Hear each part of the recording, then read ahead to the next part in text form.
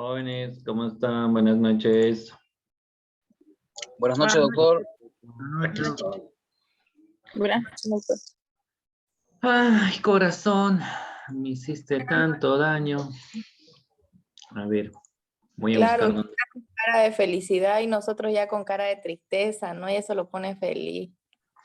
Sí, tengo examen con ustedes el viernes, tengo examen con los chicos de la NUR, o sea, es una algarabía única la que siento.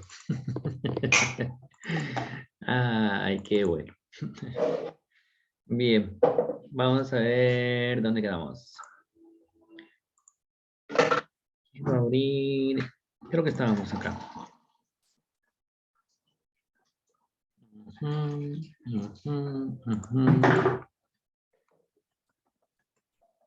Principios, fuentes, características, funcionalidad, audiencia, mediación.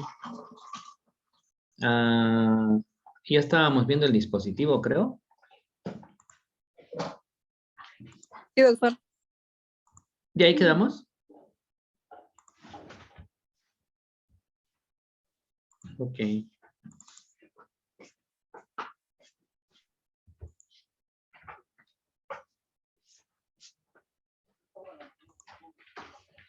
Seguimos admitiendo, siguen llegando.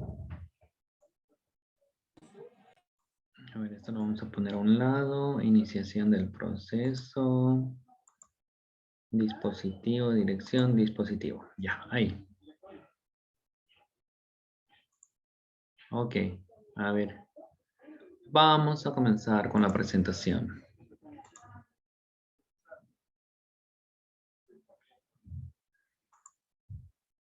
Tenemos 57 participantes. Espero que no vengan más. Ya están casi completos. Doctor, antes que continúe con la clase, a mí no me envió ninguna manito arriba de que revise el práctico. ¿Será que es porque todavía no le he revisado? Es una gran probabilidad, considérelo, por favor. Ok, perfecto. Ya lo vamos a revisar, esperemos tener el tiempo necesario.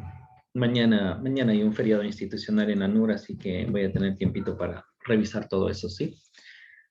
Y igual, si no me escribe y me sigue preguntando hasta que en algún momento revise. Bien, casi colegas del mañana, estábamos desarrollando lo que es el principio dispositivo y habíamos dicho prácticamente que este principio tiene mucho que ver con varios aspectos, ¿no? Número uno, el tema de la iniciación del proceso, que solamente está a cargo de las partes. Número dos, habíamos hablado también de lo que es el impulso procesal, es decir, que son las partes las que tienen que dar inicio pues, al proceso, prosecución, y que todos tienen que estar ahí. Recording in progress. Lo siento.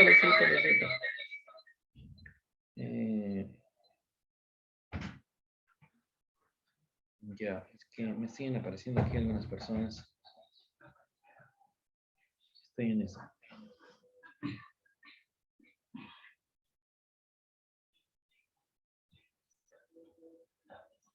Ya.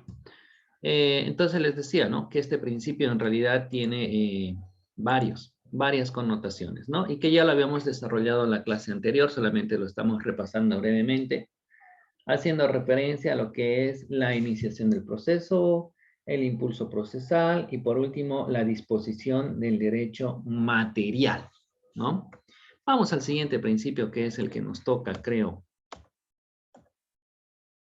Porque ya hablamos todo del principio dispositivo, ¿correcto? ¿O estoy mal? Sí, doctor, ya hablamos. Dijo que nada que ver a lo que yo he estado interpretando, que yo estaba hablando, que dice mi mayor esfuerzo, como usted cuando era universitario igual asoció las palabras y todo quiso hacer la mejor definición, pero no era eso. Así mismo nos fue. Bien, hay que hacer aquí algunas alusiones al último punto, ¿no? Cuando decimos que es la disposición de un derecho material, vamos a repasar aquí un poquito lo que sería el desistimiento del proceso, ¿ya? o el desistimiento de la pretensión. Nosotros podemos desistir de un proceso judicial de dos formas. Bueno, en realidad hay varias, pero estas son las principales o las más importantes, ¿no? Por ejemplo, si yo quiero desistir del proceso o de la acción, se llama, puedo presentar mi memorial o mi solicitud, ya sea de forma escrita o ya sea en audiencia, ¿ya? Y cuando yo realice eso, bueno, pues el juez va a correr en traslado a la parte contraria para ver si la parte contraria está o no está de acuerdo con ese desistimiento que estoy realizando. Como es un desistimiento del proceso, esto quiere decir que de repente yo puedo más adelante volver a presentar exactamente la misma demanda, ¿ya? Pero hay un plazo para esto y el plazo es de 6 meses. Si yo no vuelvo a presentar la misma demanda dentro de los 6 meses, ya mi derecho caduca. Pero es muy importante que ustedes sepan diferenciar que una cosa es desistir del proceso, de la acción, y otra cosa muy distinta es desistir del derecho, del fondo, de la pretensión, ¿no? En el anterior caso solamente es retirar mi proceso, desistir del proceso y puedo volverlo a plantear. Y como yo puedo volverlo a plantear, existe que el juez va a correr en consulta a la parte contraria. Cuando yo haga el desistimiento del proceso, el juez corre en traslado a la parte contraria para ver qué dice, ¿no? Si está o no está de acuerdo, si sí, no y por qué. Ahora, ¿qué pasa cuando nosotros hablamos de un desistimiento de la pretensión? Es decir, un desistimiento del fondo, es decir, un desistimiento del derecho. Como ya prácticamente es renunciar a mi pretensión, a cualquier derecho que yo pretendo tener en el fondo de la controversia, cuando yo hago ese ejercicio, el juez ni siquiera va a correr en traslado a la parte contraria, ¿no? Porque ese acto procesal no requiere de conformidad de la parte contraria. Es así que con o sin pronunciamiento de la parte contraria, el juez va a sacar una resolución dando por extinguido el derecho, la pretensión, el fondo, ¿no? Entonces, hay variaciones. En el primer caso, como puedo volver a presentar la demanda, hay que ver si el otro está conforme, no está conforme, si está de acuerdo o no está de acuerdo. Y en el segundo caso, no interesa absolutamente nada la opinión de la parte contraria, porque estamos haciendo una renuncia total al derecho, a la pretensión, al fondo, y por lo tanto el juez va a resolver directamente, ¿no? También se habla, ¿no es cierto?, de este principio dispositivo, cuando tú logras una conciliación, cuando tú presentas algún medio probatorio, cuando tú abandonas el proceso sin movimiento, es decir, el principio dispositivo está a lo largo y ancho de todo el proceso judicial. Vamos con el siguiente principio. Aquí tienen que hacer una corrección en la diapositiva, ¿ya? Dice principio dispositivo, pero no. Aquí ya es el principio de verdad material. A ver, lo vamos a corregir de una vez ya que estamos aquí. Pero el que ustedes tienen no está corregido. Así que tomen nota, por favor. No es el principio dispositivo, es el principio de verdad material. Sino que fue un pequeño error de taipeo. ¿Ok? Vamos a ver si en el siguiente principio... Ah, ya viene el otro. Está muy bien. ¿En qué consiste el principio de verdad material? Aunque suene curioso, estamos hablando de un principio nuevo, novedoso, que tiene rango constitucional. Este principio, por ejemplo, viene a cambiar toda la forma y la nomenclatura en la administración de justicia. Este principio, y aunque suene algo extraño, ha logrado un cambio en la dirección de la verdad de los hechos. Lo que pasa es que antes el juez tenía la obligación de llegar a establecer la verdad jurídica de los hechos, ¿no? Y en esa búsqueda de verdad jurídica de los hechos, él era un juez bastante pasivo, ¿no? Bastante tranquilo. No es que él está ahí sentado en su sillón y dice, denme ustedes los hechos que yo, oh, Dios les daré el derecho. En cambio ahora ya no es suficiente la verdad jurídica de los hechos. Es que la verdad jurídica de los hechos solamente consistía en producir los medios probatorios que las partes hayan ofrecido y ya está. Bien si se llegó a algo y bien si se llegó a nada, ¿no? Ahora nosotros buscamos otro tipo de verdad. No estamos hablando de la verdad jurídica de los hechos. Ahora estamos hablando de la verdad material de los hechos. Es como decir que estamos en la búsqueda de la verdadera verdad. ¿En qué consiste este principio de verdad material? Este es un principio fundamental y trascendental hoy en día. El juez tiene que ser un juez más activo, un juez más dinámico, un juez que en aplicación de la orientación activista que tiene nuestro nuevo Código Procesal Civil, tiene que poner interés en el proceso, es decir, es el principal interesado de que se llegue a establecer cuál es la verdadera verdad en el proceso. A eso se conoce como la verdad material de los hechos.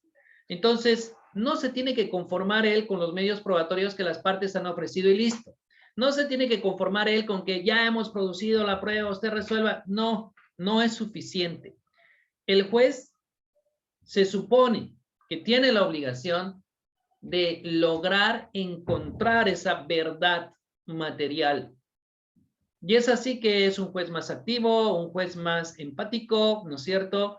Un interés, por supuesto, desde el punto de vista imparcial para dar con la verdad de los hechos, ¿no? Este principio de verdad material, y ya van a ver cómo lo usamos nosotros más adelante, está disgregado en los siguientes puntos. El primer punto, la prueba de oficio, el juez activo, prioridad de establecer la verdadera verdad. Es un juez más dinámico, es un juez más activo, es un juez más interesado. A ver, esto quiere decir que dentro de la teoría de poderes y deberes de la autoridad jurisdiccional, el juez está facultado para producir prueba de oficio, ¿no? ¿Qué quiere decir la prueba de oficio? La prueba de oficio quiere decir que si él ve, por ejemplo, que los medios probatorios que han ofrecido las partes son insuficientes y considera vital y trascendental un informe del gobierno municipal, él como juez y director del proceso puede introducir ese medio probatorio y nos referimos al acto jurídico establecido en el artículo 366, parágrafo primero, numeral 6 del Código Procesal Civil, hablando de un proceso ordinario, por supuesto. En ese acto jurídico procesal, el juez va a hacer la fijación del objeto del proceso. El juez va a fijar los puntos a probar, tanto para el actor como para el demandado. Y como último punto, va a seleccionar qué medios probatorios van a ser producidos y cuáles no van a ser producidos dentro del proceso. Es ahí donde si él se percata que la prueba ofrecida por las partes es insuficiente o alguna de ellas no ha ofrecido una prueba trascendental y fundamental, él la puede introducir de oficio. Miren, de forma general, nuestros jueces tenemos de todo tipo. Tenemos buenos, con mucha experiencia, con una escuela muy larga y amplia de trayectoria, conocimiento y destreza y capacidad. Tenemos jueces jóvenes que están en sus primeros inicios, que se supone que son buenos, por algo están ahí de jueces, ¿no? Y tenemos jueces también, por ejemplo, que manejan varias materias, ¿no? Por ejemplo, en La Guardia el juez es mixto, al igual que creo en Montero, igual los jueces son mixtos, es decir, no tenemos juzgados propios en materia civil y comercial y otro juez distinto en materia familiar y otro juez distinto en materia penal y otro juez distinto en niño, niña, adolescente, etcétera, etcétera, ¿no? Son jueces mixtos. Entonces, yo creo que es muy complicado ser juez mixto porque prácticamente tienes que manejar varias materias, ¿no? Ser multidisciplinario, es decir, complicado, ¿no? Complicado. Y a veces cuando nosotros, por ejemplo, estamos con un juez que es netamente civilista, él maneja mejor y comprende mejor, porque un juez que es en materia mixta, no sé, pues a no ser que antes haya sido un juez en materia civil y comercial, va a manejar muy bien el área civil, y si es mixto solamente y empezó de mixto, maneja de todo un poco, ¿no? El que mucho abarca, poco aprieta, ¿no? Y alguna vez en una audiencia, y miren qué distintos criterios tienen los jueces, qué distintos criterios tienen los jueces. En materia familiar, una vez fuimos a una inspección judicial, ¿no? Donde el juez nos dice, yo he venido a ver aquí el terreno, objeto de la litis y nada más. Por favor, no voy a aceptar ninguna intervención, ni mucho menos, nada de nada. Solo hemos venido a ver el bien, punto. Quiero eso recalcar antes de entrar a ejecutar la audiencia. Y hay otros jueces que cuando hacen una inspección judicial, agarran, entran al terreno, se entrevistan con todos los que pueden, si es que están ahí presentes, y si no, agarran muy bien para complementar esta audiencia. Vamos a ir a tocar a 3 vecinos colindantes a la casa para poderlos entrevistar y que nos brinden información, ¿no? Que me parece pues lo ideal, ¿no? Me parece lo ideal porque en aplicación del principio de verdad material, el juez tiene que ir a buscar eso, pues, la verdad material. No un juez que se conforme con que, este es el bien inmueble, a ver, muéstreme esto por aquí, esto por allá, esto por allá, muy bien. Aquí está el vecino, no le voy a escuchar. ¿Ha venido el presidente de la Junta Vecina? No, esto es solamente una inspección. ¿Y qué diferente cómo lo hace el otro juez? Que agarra y sin flojera. Hemos cruzado al frente, se ha entrevistado con el vecino, ha tocado al vecino de al lado y ha ido hasta transversal a un vecino que estaba allá en la otra cuadra, ¿no? Entonces, eso es pues un juez que está buscando, ¿no es cierto?, la verdad material de los hechos, ¿no? Ahora, fíjense otro caso. Yo estoy en procesos familiares y produzco la confesión provocada. Yo he ofrecido confesión provocada. Entonces, tengo sobres, ¿no es cierto?, en sobres cerrado para que sean preguntados a la parte contraria. Sí. Cuando la juez lee las preguntas y la persona empieza a contestar, yo hago mis apuntes. Yo que he hecho esas preguntas a la parte contraria, necesito ampliaciones en esas respuestas y el juez no me las da. Me dice, no, usted no puede pedir en vía de complementación, es que usted ya hizo las preguntas, pero quiero que complemente las respuestas. No, para eso hubiera preguntado antes en el papel, ¿no? Y vamos donde otra juez en materia familiar a hacer exactamente el mismo ejercicio y viceversa. Yo pido también la confesión provocada de la parte contraria, yo hago las preguntas y la juez dice, bien, vamos a ceder la palabra al doctor Reyes, que es quien ha hecho las preguntas, porque solamente él puede pedir ampliaciones, la parte contraria no. Entonces, todo al revés. Es que, doctor, doctor, hay jueces que son colegas, amistades de la otra parte, y pues por lógica también, pues como son amigos o conocidos o compadres así, pues no dan siempre esa parte, como a usted le pasó, ¿no? En su primer inconveniente de que en la confesión provocada, no le dan las palabras, así se cierran con usted, ¿no? Pero como usted dice anteriormente, hay otros jueces que sí le dan la palabra, no tiene nada que ver con otra parte. O sea, en sí está en su derecho, ¿no? Para saber la verdad en lo que dice. Es curioso, ¿no? Es curioso que no exista es así, doctor, es así. Un lineamiento general, no exista. Y yo me acuerdo en la inspección judicial donde habían presentes vecinos, hasta había ido el corregidor y demás.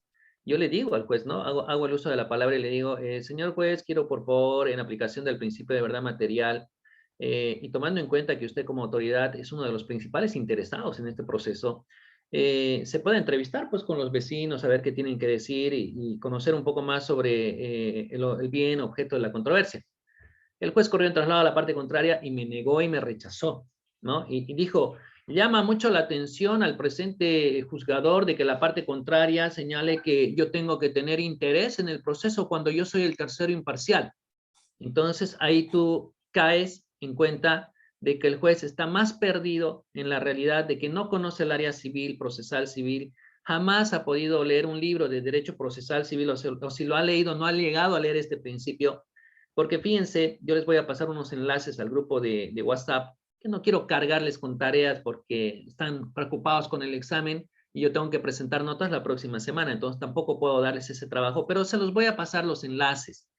Hay un video muy interesante del doctor Parada en sus conversatorios, donde, por ejemplo, ahí participa uno de los codificadores, ¿no? Y él aclara que nuestro código tiene, pues, ciertas vertientes, ciertas inclinaciones y ciertas parcialidades. Me refiero a que vamos a hacer un código garantista o vamos a hacer un código activista. Y nuestro código es activista. ¿Y por qué se llama activista? Porque es el juez el que le tiene que dar la dinámica, la actividad, y es el juez el que tiene que estar ahí buscando la verdad material, ¿no? Pero bueno, ¿qué puedes hacer ante eso? Ya salió una sentencia, hemos perdido. Nada, pues buscar la reparación con los vocales, ¿no? A ver qué pasa. Donde le damos palo al juez, obviamente, por su limitado conocimiento en el área procesal civil. Pero, bueno, vamos a ver qué pasa al final, ¿no? Seguramente él conoce mucho mejor que nosotros el área penal, el área, no sé qué otras áreas más manejarán por los mixtos. Entonces, como ustedes saben, ¿no? El que mucho abarca, poco aprieta, y la idea es cada vez especializarse más en un área específica. Pero un juez mixto no puede especializarse en un área específica, ¿no? Es un juez mixto. Por lo tanto, tiene que manejar al mismo tiempo todas las materias sin confundir los procedimientos, ¿no? Todo un desafío realmente, no sé cómo le hacen, ¿ah? Pero bueno. Vamos con el punto número 2. Prueba solidaria o teoría dinámica de la prueba. Es decir, si el demandado contesta en forma negativa, no debe conformarse simple y llanamente con haber contestado en forma negativa, sino que tiene que probar esa negativa, ¿no? Tiene que tener la capacidad de demostrar de que su respuesta, la negación a la pretensión, es en base a prueba que él puede llegar a demostrar, ¿no? A eso se refiere, que cuando hablamos de la dinámica de la prueba, el sujeto pasivo que se conforma o solamente formula una contestación en forma negativa, tiene la obligación de probar esa contestación negativa. Y por último, la obligación para ambas partes, ¿no? La carga probatoria de las partes, el que afirma algo lo debe demostrar. Todo lo que nosotros colocamos en los memoriales, sí, tienen que estar sustentados, ¿no? Sí, tenemos que ser factibles, tener la posibilidad de poder demostrar y probar. Hay algunos jueces que te rechazan la demanda por falta de prueba de inicio, ¿no? Pero más bien tengo un auto de vista muy interesante, donde la sala le dice al juez que no puede rechazar una demanda por falta de prueba, porque para eso está el proceso. Producto del desarrollo del proceso, las partes pueden adjuntar más pruebas de acuerdo a las excepciones establecidas en el artículo 111 y 112 del Código Procesal Civil, ¿no? Entonces, un juez no podría rechazar una demanda por falta de algún medio probatorio, porque para eso está el proceso, ¿no? Entonces, es un auto de vista muy interesante. ¿Qué es lo que pasa? Miren, les comento un poquito el caso. Es un proceso ejecutivo donde la parte perdedora ordinariza el proceso ejecutivo, ¿no? Es decir, presenta un proceso ordinario después del ejecutivo. El proceso ejecutivo tiene como 5 cuerpos, ¿ya? Y entonces cuando presentan el proceso ordinario posterior a ese ejecutivo, el juez le dice, adjúnteme la fotocopia legalizada de los 5 cuerpos. Y claro que es el mismo juzgado porque el sistema siempre lo vota al mismo juzgado. Y la parte dice, no lo voy a hacer porque eso me significa gasto, la legalización, esfuerzo, es decir, además ahí está en su mismo juzgado, están los 5 cuerpos, dice, ¿no? Entonces, ahí está la pelea entre el juez y la parte, y el juez agarra y saca una resolución de rechazo. Y agarra y rechaza la demanda porque no han subsanado dentro de los 3 días en aplicación del 113, porque es interesante también el razonamiento del juez y le dice, ¿no? ¿Y qué vamos a hacer cuando esto vaya en apelación? A los de sala les voy a decir que vengan a leer aquí el expediente, que yo lo tengo el otro aquí completo del ejecutivo, ¿no? y interesante el asunto, y les rechazan. Y cuando esto llega a sala, el rechazo, que es apelado por el que está haciendo el proceso ordinario, los de sala dicen, no puede rechazar usted por esa falta de prueba. Para eso está el proceso, le dice. No puede usted rechazar por falta de prueba, lo devuelve y el juez tiene que tramitar.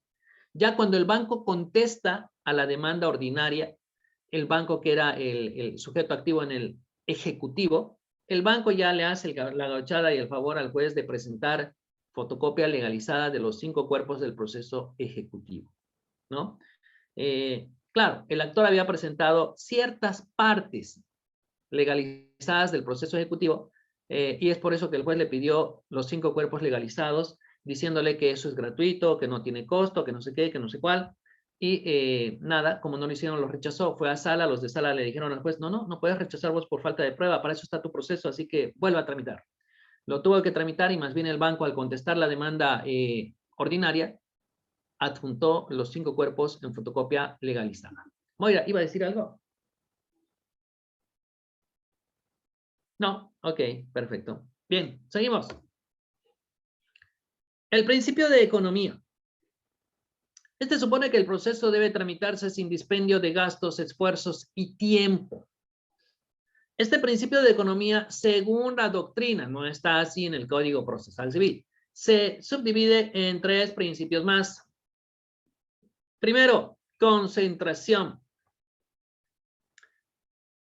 Este principio señala que nosotros, aunque suene extraño, debemos lograr ejecutar la mayor cantidad de actos jurídicos procesales ante la realización de una menor cantidad de actos jurídicos procesales.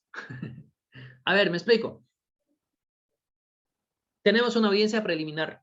Si ustedes revisan el artículo 366, van a ver que en esa audiencia preliminar hay 6 actos jurídicos procesales para realizar, ¿no? Entonces, ¿qué estamos haciendo? Estamos tratando de concentrar la mayor cantidad de actos jurídicos procesales para ser ejecutados en la menor cantidad de actos jurídicos procesales posibles. Esa es la idea, ¿no? Por eso es que en la audiencia preliminar hay 6 actos jurídicos para desarrollar. Por eso es que en la audiencia complementaria hay otros 6 actos jurídicos que realizar.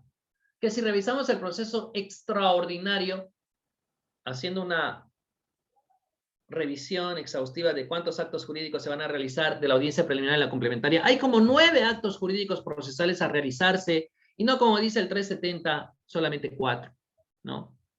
Entonces, esa es la idea de la concentración. Por eso es que cuando nosotros somos demandados, tenemos 30 días para plantear excepciones, para contestar a la demanda y para reconvenir. Todo en un solo memorial, todo al mismo tiempo, todo en un solo acto procesal. ¿En aplicación de qué? Del principio de concentración. El principio de concentración da lugar a la economía del proceso. El principio de concentración da lugar a la celeridad del proceso, ¿no? Este principio de concentración es el fundamento para otros procesos o otros motivos para la fusión de procesos. Félix, entrega ese celular, por favor. Es una orden.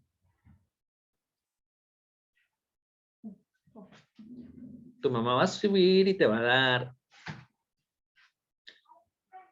A ver, les explico. Cuando nosotros presentamos una demanda, la parte contraria puede reconvenir. Es otra demanda. Autónoma, independiente, distinta a la primera. Obviamente que hay relación, ¿no? Entonces, no lo vamos a llevar en 2 juzgados distintos. Lo que vamos a hacer es llevarlo en un solo juzgado. ¿Por qué? Concentración, celeridad, economía. Cuando nosotros hablamos de la acumulación, lo propio, ¿no? La acumulación es la fusión de 2 o más procesos donde hay identidad de partes, la misma competencia de la autoridad jurisdiccional y hay cierta conexitud con el objeto del proceso. Para evitar que esto se lleve en 2 procesos distintos, diferentes, causando más gastos a las partes, en notificaciones y demás, y quién sabe, puede dar lugar a 2 sentencias contradictorias, pues nada, se entiende que en base a la acumulación, en aplicación del principio de concentración, esto se va a llevar adelante en un solo juzgado y en un solo proceso y con un solo expediente, ¿no? Otros ejemplos de la concentración, las audiencias. Gracias a que hay audiencias, se ejecutan ahí una innumerable cantidad de actos jurídicos procesales. El tema de la prueba, ¿saben qué? Antes en el antiguo Código de Procedimiento Civil, yo pedía inspección judicial y la parte pedía inspección judicial y el juez fijaba 2 fechas diferentes. O sea, íbamos a ir 2 veces a ver el mismo bien. Y así era, ritualista y formalista. Recuerdo que cuando yo entré a reemplazar a un abogado de emergencia a una inspección judicial, obviamente yo no sabía mucho del caso, entonces, ¿qué hice? El juez me pregunta, no, consulto a la otra parte, toda vez que tenemos inspección judicial también señalado para ellos porque lo han solicitado, si podemos ejecutar en una sola audiencia ambas inspecciones, o prefiere mantener su fecha señalada. Y yo como no sabía nada, le digo, no, yo prefiero mantener mi fecha señalada, ok, perfecto, pero no puede participar en esta audiencia, sí va a entrar, va a recorrer con nosotros el inmueble, pero no puede hablar. Perfecto, le dije. Y luego volvimos en otra fecha posterior ya a mi inspección judicial que yo había solicitado, ¿no? Así de absurdo era. Y ahora pues se entiende que en aplicación del principio de concentración, si ambos han pedido, se va a dar una sola audiencia y punto, ¿no? Y así, tenemos varios ejemplos de lo que sería el principio de concentración. Otro, gratuidad. El principio de gratuidad está garantizado por el artículo 180, parágrafo primero de nuestra Constitución Política del Estado. Ya sabemos que una de las obligaciones principales que tiene el Estado es administrar justicia para todos nosotros. Por ello, porque el Estado se hace cargo, ¿no es cierto?, de los sueldos, de los salarios, de los jueces, de los secretarios, conciliadores, oficiales de diligencia, auxiliares, de pagar la cuenta del Palacio de Justicia de Energía Eléctrica. Tenía yo un estudiante de la Domingo Sabio que tomaba la lectura, dice, a lugares grandes. Me decía que tomaba la lectura del Palacio y dice que salía algo de 80,000 bolivianos al mes el consumo de energía eléctrica, ¿no? 80,000 bolivianos, o sea, estamos hablando también pues de un edificio que está ahí con 20 niveles, un subsuelo, 6 ascensores, aires acondicionados en todos los pisos, en todas las oficinas, un montón de computadoras, impresoras funcionando, ¿no? Entonces, ¿quién lo paga? El Estado. Bueno, en teoría nosotros con nuestros impuestos, pero bueno, es el Estado, no pagamos adicionalmente, ¿no? Este principio de economía o de gratuidad, en realidad en su vertiente de gratuidad, se plasma también en el nuevo Código Procesal Civil, cuando hemos visto el proceso preliminar de exención de costos y costas. ¿Recuerdan? Que es un proceso que aquellas personas de escasos recursos pueden solicitar el nombramiento y la designación de un abogado que no les va a cobrar un solo peso, ¿no? Esto en aplicación y desarrollo legislativo de la Constitución, hablando de una justicia gratuita. Este es uno de los principios que más ha avanzado y se ha materializado. Miren, antes había papel sellado, cada papel sellado costaba 2 bolivianos. Imagínense, cada expediente tiene 200 hojas, 200 papeles sellados por 2, ¿no? Y claro, el abogado a veces se equivocaba. La presentación de los memoriales, ¿cómo era? Si era un juzgado de partido, timbre de 2 bolivianos, 1 boliviano para el colegio. No, la presentación de la demanda era 10 pesos al colegio, 2 pesos del timbre de partido, la papeleta de citaciones y notificaciones 2 pesos, la carátula 2 pesos. Todo eso ha ido desapareciendo. Ya no hay papel sellado, ya no hay timbres ni valores, la carátula es gratuita, la papeleta de citaciones y notificaciones también. O sea, es uno de los principios que más ha desarrollado hasta ahora el órgano judicial. 3, el principio de celeridad. Significa que el proceso debe ser tramitado en forma expedita, evitando su prolongación injustificada y eliminando el trámite de cuestiones que sean superfluas o dilatorias. Debe ser rápido y eficiente. No se olviden que finalmente la justicia que tarda no es justicia, ¿no? Hay figuras como lo que es la demora culpable, que es cuando la autoridad jurisdiccional empieza a sacar resoluciones que no te llevan a ninguna parte, ¿no? Son simplemente dilatorias, son simplemente de relleno y no te dan ni un sí ni un no. Prolonga tu situación, ¿no? Entonces, se entiende que en aplicación del principio de celeridad, el proceso tiene que ser rápido.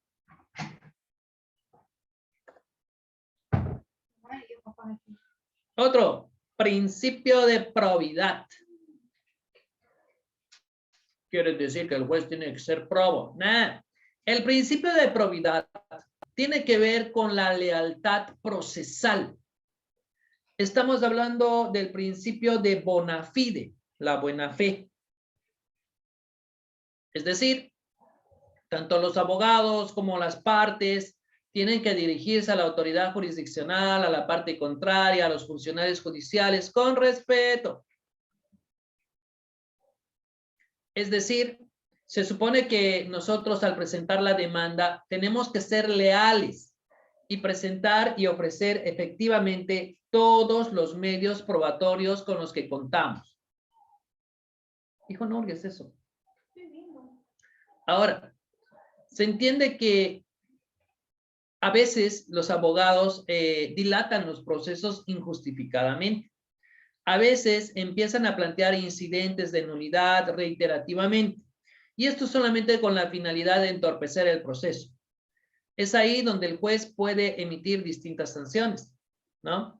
Las sanciones, por ejemplo, entre las principales novedades, el artículo 24, numeral 7, sanciones pecuniarias que van a ir subiendo e incrementándose paulatinamente.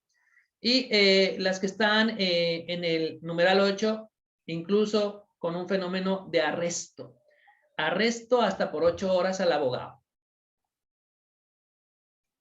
El día de ayer ha salido una resolución de un juzgado en Sacaba, donde el juez prácticamente nos amenaza. A ver, voy a ver si lo tengo acá. Lo debo tener acá porque como nos hacen notificaciones por internet. Tan, tan, tan, tan, tan, tan. ¿Dónde está? ¿Dónde está? Vamos a escribir. Se los voy a leer, bueno, para que vean lo que me ha dicho el juez. Dice, por única y última vez se llama severamente la atención a los representantes del señor Ronald y abogado Marco Antonio Reyes por faltar manifiestamente el respeto a la autoridad y pretender coaccionar al juzgador para evitar que cumpla su rol constitucional de administrar justicia. Se exhorta a los nombrados a dirigirse a la autoridad jurisdiccional observando una conducta compatible con el respeto y la ética profesional bajo combinatoria de imponerse en su contra sanciones pecuniarias, remisión de antecedentes al Ministerio de Justicia, hasta arresto de 8 horas, entre otros, en caso de repetirse la falta de respeto contra la autoridad, conforme a lo establecido en el artículo 24, numerales 7 y 8 de la ley 439, ¿no? Entonces yo me siento amedrentado y amenazado. Y voy a tener que presentar un memorial también donde le diré, pues por última vez le vamos a pedir que lleve el proceso como tiene que ser, ¿no? Bajo combinatoria también de sacar fotocopia legalizada de todo el expediente y presentar una denuncia, ¿no es cierto?, ante el juez disciplinario. Habida cuenta que hay, pues en nuestro criterio, falta de capacidad, ¿no? Y de entendimiento. Pero bueno, ¿cómo se sentiría él si yo le digo eso, no? La verdad es que de forma muy elegante lo estamos acusando de falta de capacidad, falta de comprensión. En ningún momento lo hemos insultado, créanme, pero sí hemos hecho notar su falta de destreza en el conocimiento y en el manejo del proceso civil. A ver si tenemos tiempo, lo podemos revisar el memorial para que ustedes digan si me pasé o no me pasé de tono. Pero hay uno buenísimo donde hasta ahora no, nadie me ha multado. A ver, vamos a ver qué pasa. Pero bueno, así estamos. Tengo todavía la posibilidad de plantear un recurso de compulsa. Y al diablo. Diremos lo mismo, pues, ¿no? Principio de probidad. Se entiende que nosotros como abogados y las partes también... Hijo, échate ahí si quieres. Claro, échate ahí al lado del Félix, ahí al otro lado, mira. Se entiende que la autoridad jurisdiccional, nosotros, los abogados, las partes... nos tenemos que manejar con decoro, con respeto a la autoridad jurisdiccional, a la parte contraria, a todos los funcionarios judiciales, porque es ahí donde el juez está con la facultad de multarnos, llamarnos la atención, así como me hicieron a mí, imponernos sanciones económicas, hasta un arresto por un máximo de 8 horas, ¿no? Ok, perfecto. Ese es el principio de probidad, lealtad procesal y buena fe. Principio de igualdad procesal. Todas las personas, sin distinción de raza, religión y género, son iguales ante la ley. Ante la ley. No es que todas las personas somos iguales entre nosotros. Mentira, todos somos diferentes, ¿no? Esto tiene su sustento en el artículo 180, parágrafo primero, también de la Constitución Política del Estado Plurinacional de Bolivia. Pero aquí estamos hablando nosotros de una igualdad, y si vale el término, un poco distinta. Guarden eso porque cuando se rompe un pedacito, vale menos. Guarda allá todo, Félix. Ok, bien. Ahora, el juez, por ejemplo, cuando nosotros hablamos de una igualdad procesal, estamos hablando de igualdades que tienen que ser en base a las oportunidades que tengan ellas en el proceso. ¿Me has escuchado, hijo? Ya, de una vez, ¿ya? Ya, pues. Entonces, ¿de qué estamos hablando? Estamos hablando de que las partes tienen que tener exactamente las mismas oportunidades dentro del proceso. Que si el juez, por ejemplo, se va a entrevistar y va a recibir a una de las partes en su despacho, cuando la otra parte vaya a querer conversar con él o a preguntar algo, que también lo reciba, pues de la misma forma, ¿no es cierto? No solamente a uno sí y al otro no. Las partes deben tener prácticamente los mismos derechos, las mismas obligaciones, las mismas oportunidades en la impugnación. El otro día, para que vean cómo a veces se maneja esto, a nosotros nos dan 10 minutos para los alegatos finales antes de dictar sentencia. Algunos jueces son estrictos con el tiempo, ¿no? Y te dice, antes de que tú hagas, recordarle al abogado que solamente tiene 10 minutos nada más para sus alegatos finales. Entonces, cuando la otra parte comienza, es bueno, pues, ¿no? Porque si se pasa, digamos que se pasa a 15, por igualdad procesal, el juez te va a dar 15 minutos igual, ¿no? Dependiendo. Ahora, la otra vez nos tocó comenzar a nosotros primero.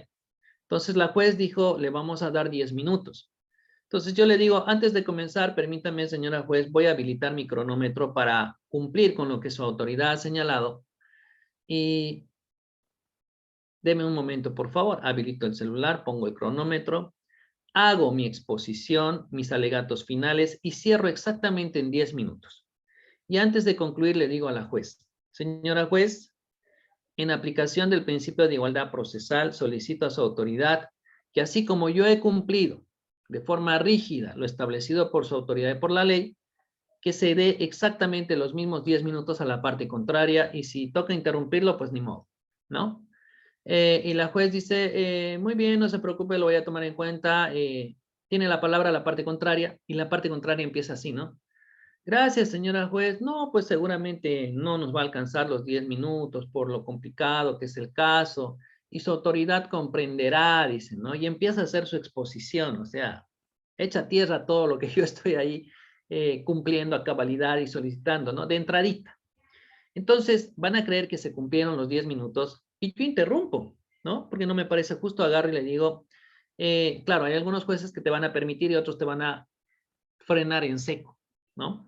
Entonces agarro y le digo, con la palabra, señora juez, ya son 10 minutos, entonces, no sé, pues, si el colega quiere seguir hablando, señora juez, yo quiero pedir que se tome un cronómetro para ver cuántos minutos él se va a pasar y si usted desea, pues que hable, pero que esos minutos me los den a mí luego para una réplica, ¿no? Y el abogado de la parte contraria dijo, no hay problema. Nosotros vamos a seguir hablando y estamos de acuerdo que le den los minutos que nos pasemos para que haga su réplica. Me fue fabuloso ahí, agarré punto por punto todas sus conclusiones, las hice pedazos. Lo que pasa es que no se olviden que en una entrevista, cuando habla el primero, el que cierra es el segundo y a veces queda una mejor imagen del segundo porque el primero no puede desvirtuar lo que dijo el segundo, ¿no? Entonces yo ahí me fabriqué una réplica donde el señor se pasó con 3 minutos, el abogado de la parte contraria, y de ahí la juez me dio esos 3 minutos a mí para que yo pueda hacer una réplica, ¿no? Fantástico. Aproveché eso, más bien lo logré. No creo poder lograrlo en otros juzgados, pero a ver, probando nunca se pierde, ¿no? Ok, seguimos. Este principio se ve reflejado, por ejemplo, en artículos como ser el 3, numeral 3, el 347, numeral 2 del nuevo Código Procesal Civil. A ver, veamos el 347, ya me entró la curiosidad. Y el 3, numeral 3 debe ser del antiguo Código de Procedimiento Civil. No creo que nadie tenga el antiguo código a la mano, así que revisaremos nomás el 3, numeral 3, a ver qué dice. Ahí hay varios artículos que están a título de ejemplo de los distintos principios que están ahí enunciados, ¿no?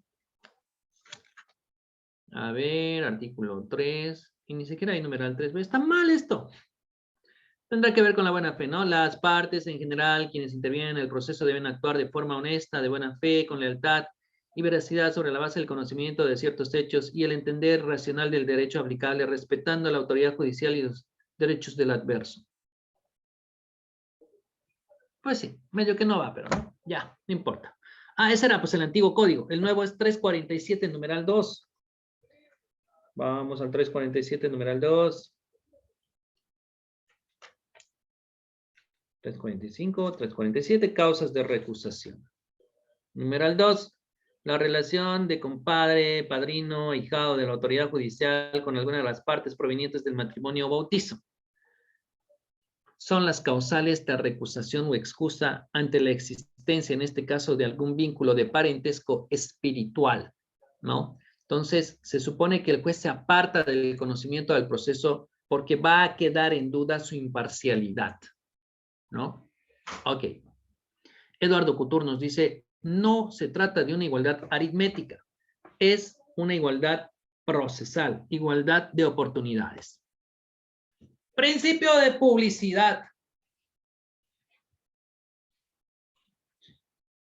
Este principio es la piedra en el zapato de la autoridad jurisdiccional.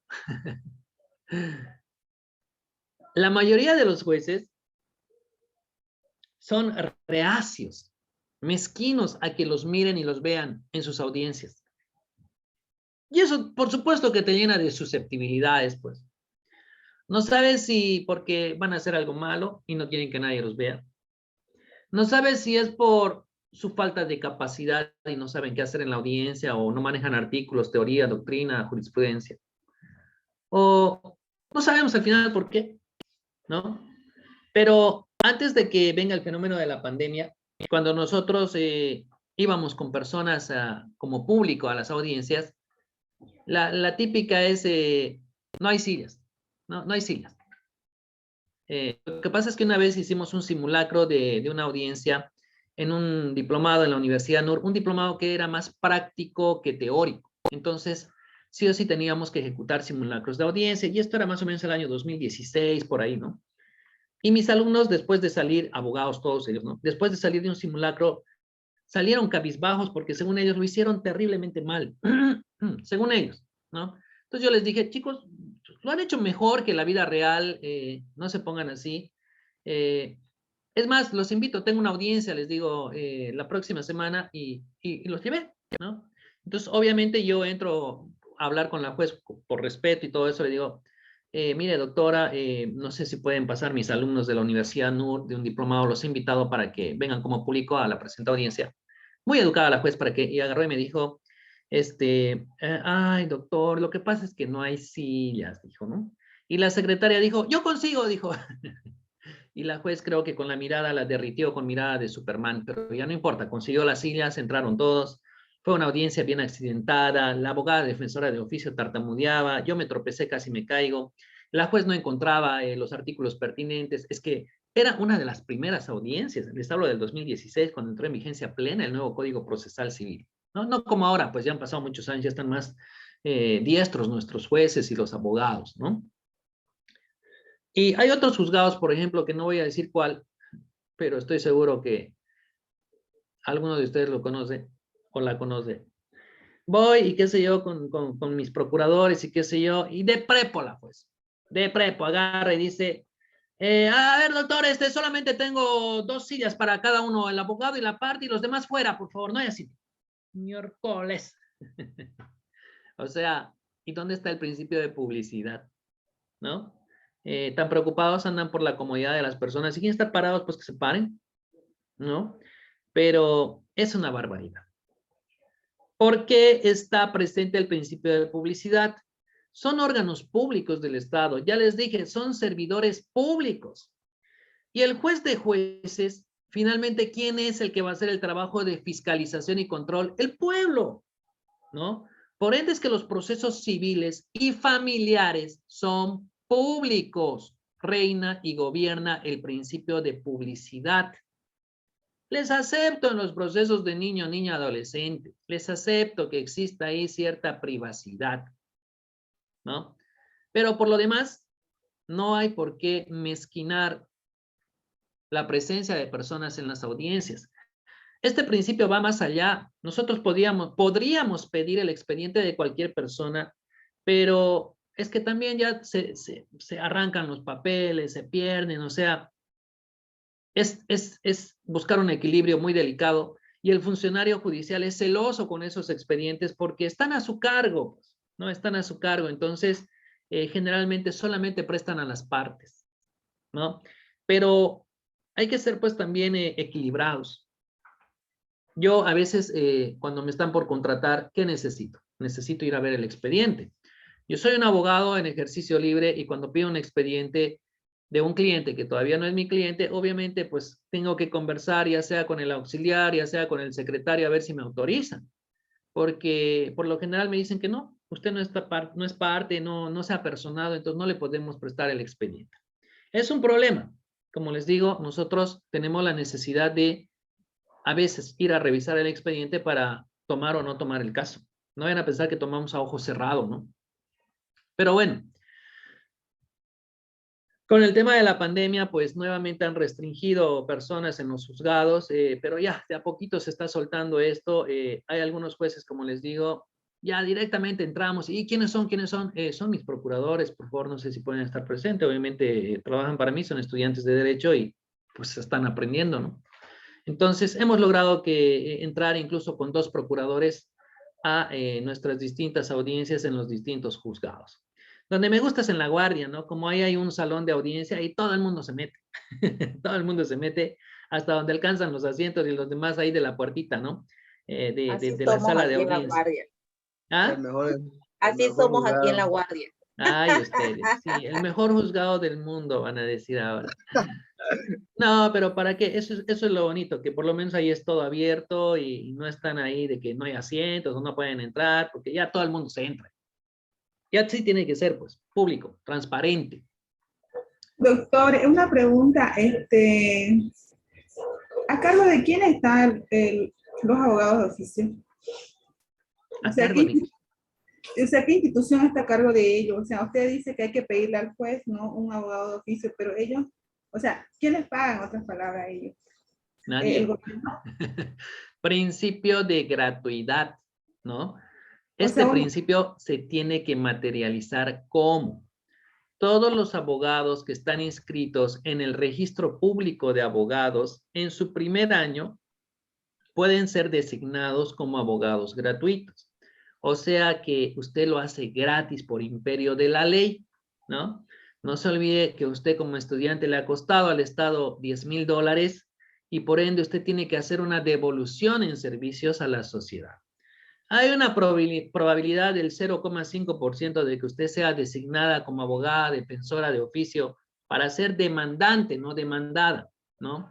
Y se entiende que el juez, una vez hecho el proceso por la persona que lo solicita, va a mandar un oficio al registro público de abogados dependiente del Ministerio de Justicia. ¿Para qué? Para que ahí al azar, sorteo que harán, no sé, van a designar, ¿no es cierto?, a un abogado defensor de oficio gratuito. Ahora que si usted patrocina la parte y gana el proceso, la parte contraria tiene que pagar costos y costas, es de ahí de donde usted va a sacar su pago. Pero si usted no gana el proceso, pues lamentablemente el que tendría que pagarle es su cliente, pero como está con el beneficio de gratuidad que se llama exención de costos y costas, pues no le van a pagar nada. ¿Qué le parece? Gracias, doctor. No tiene por qué. Ahora, ya saben pues ustedes cómo se maneja esto, los que están en juzgados. A veces citamos por edictos, ¿no? Y al que se lo cita por edictos, como no hay una certeza de que se haya noticiado de la demanda, se le nombra un abogado defensor de oficio. ¿Quién lo dispone? El juez. Los juzgados tienen sus propios abogados de oficio, que son amigos del secretario, del juez, que a veces van a hacer pasantía, van a colaborar en el juzgado, y les nombran abogados defensores de oficio, porque la parte contraria, una vez que sean ellos posesionados, les va a dar un monto de 400 o 500 bolivianos, con el afán de que contesten rápido y con el afán de que vayan a la audiencia, ¿no? Y no estorben mucho en el proceso. Es así. Es una contrariedad. Yo he conocido una abogada defensora de oficio que no nos ha cobrado y que ha ido a buscarla a la parte. Ha ido a buscarla a la parte y la ha encontrado y le ha dicho que no, no tengo plata, no quiero ir al proceso, me vale, que sí, ¿no? Pero después todos los demás, tú los llamas, ellos te dicen directo, ¿no? 400 o 500 bolivianos para contestar rápido y para ir a la audiencia, ¿no? Ha mandado algo de la Univalle. Sí, por favor. Así que, bueno, así funciona, querida. Vamos con el principio de publicidad. Supuestamente, dice, hay un caso muy interesante establecido en el artículo 100, ¿no? Del Código Procesal Civil. Si alguna de las partes requiere el expediente y fuera negada por el funcionario judicial, en ese momento incluso puedes hacer convocar al juez para que el juez salga, ¿no es cierto?, ahí a ventanilla, y mediante una resolución establezca si finalmente te va a prestar el expediente o te lo va a negar, pero obviamente con una resolución fundamentada, ¿no? No he conocido de que haya llegado esta situación a ser una realidad, además que el juez pues siempre está ocupado, o está en inspección, o está en audiencia, entonces dependerá del juzgado, ¿no? Dependerá del juzgado. Hay jueces y hay jueces, ya les dije. Hay unos muy buenos, muy idóneos, y hay otros que, bueno, todo lo contrario, ¿no? Vamos con el principio de saneamiento procesal. El principio de saneamiento procesal otorga grandes facultades a la autoridad jurisdiccional para que él pueda subsanar de oficio todas aquellas irregularidades que se dan en el proceso. No sé, pues digamos que hayamos fijado día y hora de audiencia para el lunes 2 de mayo. Sin darnos cuenta, el lunes 2 de mayo es feriado nacional, ¿no? Entonces, tú vas como parte interesada y dices, quería por favor hablar con el juez o con la secretaria para que me lo cambien. Entonces, el juez tiene ahí dos opciones y hasta 3 o más. Número 1, agarrar esa resolución, arrancarla del expediente y sacar una nueva resolución. Pero no lo hacen porque son temerosos de su cargo, de denuncias y demás, ¿no? Entonces dicen, de repente una de las partes le ha sacado una fotocopia, aunque no esté notificada, tienen miedo a que una de las partes haya sacado una fotocopia y haga quilombo, ¿no? Gonzalo Castellanos Trigo dice, por ejemplo, que una resolución judicial se va a perfeccionar recién con la notificación que se hagan las partes, mientras tanto la resolución no adquiere estado. Marisa, tranquilos por favor, niños. Ahora, la segunda opción que puede hacer el juez para evitar de repente alguien le ha sacado una fotocopia, qué sé yo, en el acto sacar una resolución que deje sin efecto la anterior, subsanando en aplicación del principio de saneamiento procesal, ¿no? Para eso tiene pues esas amplias facultades, ¿no?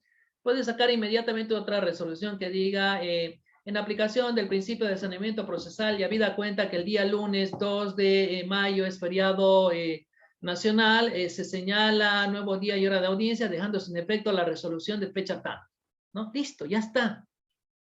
Pero hay otros jueces y hay otros secretarios que son partidarios de hacernos a nosotros muchos problemas, formalidades, ritualidades y demás, y dice la secretaria o entra el auxiliar y dice que meta su memorialcito nomás, dice, ¿no? O sea, hay que hacer un memorial, tiene que entrar al despacho, hasta eso ya va a llegar el 2 de mayo, o sea, es un problema, ¿no? Es un problema. Los jueces se entiende que en aplicación de este principio tienen amplias facultades para a simple solicitud verbal de la parte poder subsanar omisiones, irregularidades que se han podido dar a lo largo de la tramitación del proceso. ¿Sí? ¿Se entiende? Algún día van a ser jueces, pues no sean jodidos. Sean siempre de viabilizar las cosas. No se compliquen en problemas donde no los hay. No sean de pedir, que lo haga con memorial nomás. O sea, ¿y qué va a hacer con su memorial? ¿Un recurso de reposición? Tampoco, ¿no? Entonces, hay que siempre facilitar, colaborar el desarrollo del proceso entre las partes. ¿Sí? Bien. ¿Qué más? Este principio de saneamiento, ojo, como el juez tiene la obligación de desarrollar el proceso sin vicios de nulidad, puede ser que el juez subsane en cualquier momento, de oficio, o puede ser que de repente una de las partes así lo ha solicitado, ¿no? Y por ende, con este principio fabuloso, el juez va a poder subsanar cualquier error, cualquier omisión que haya sido dada o provocada por algunas de las partes. ¿Qué será de nuestro traslado, no? Vamos con el principio de preclusión. El principio de preclusión, chicos, preclusión no solamente significa presentar tarde las cosas. Cuando nosotros hablamos de preclusión, tenemos que aprender a diferenciar. Una cosa es preclusión, otra cosa es prescripción y otra cosa muy distinta es la caducidad. ¿Ok? No confundan los institutos. Este que habla de preclusión es un instituto del derecho civil adjetivo, procedimiento. Los otros dos institutos de prescripción y caducidad son más atinentes al derecho sustantivo civil. Pero a ver, vamos a diferenciar los tres. La prescripción habla de términos amplios, extensos, largos, donde hay un verdadero abandono, un olvido, una dejadez de tu derecho, una actividad por mucho tiempo prolongado. La prescripción, por ejemplo, solamente está establecida por imperio de la ley. No la puedes establecer de forma convencional. No puedes tú firmar algo con prescripción. La prescripción, por ejemplo, admite interrupción y admite suspensión, ¿no? ¿Qué pasa con la caducidad? La caducidad es distinta. La caducidad es para plazos, tiempos más cortos, más breves. En la caducidad ha habido una negligencia, ha habido una torpeza, ha habido un lapsus calami, es decir, tenía yo un plazo corto para hacer ejercicio del derecho y me pasé por un día, ¿no? La caducidad no admite suspensión ni interrupción. Lo que sí admite es la realización del acto jurídico procesal. La caducidad puede ser establecida de forma convencional o también está establecida de forma legal. Ejemplo, cuando a mí me rechazan una demanda, o mejor dicho, cuando me hago castigar con una extinción por inactividad, artículo 247 del Código Procesal Civil, el artículo 249 señala que tengo 6 meses para volver a plantear la misma demanda. Y si no lo hago dentro de los 6 meses, mi derecho caduca. ¿Ok? Ahora, si mi derecho ya está caducado, ¿puedo presentar la demanda? Puedes presentar la demanda. El juez de oficio la tiene que rechazar.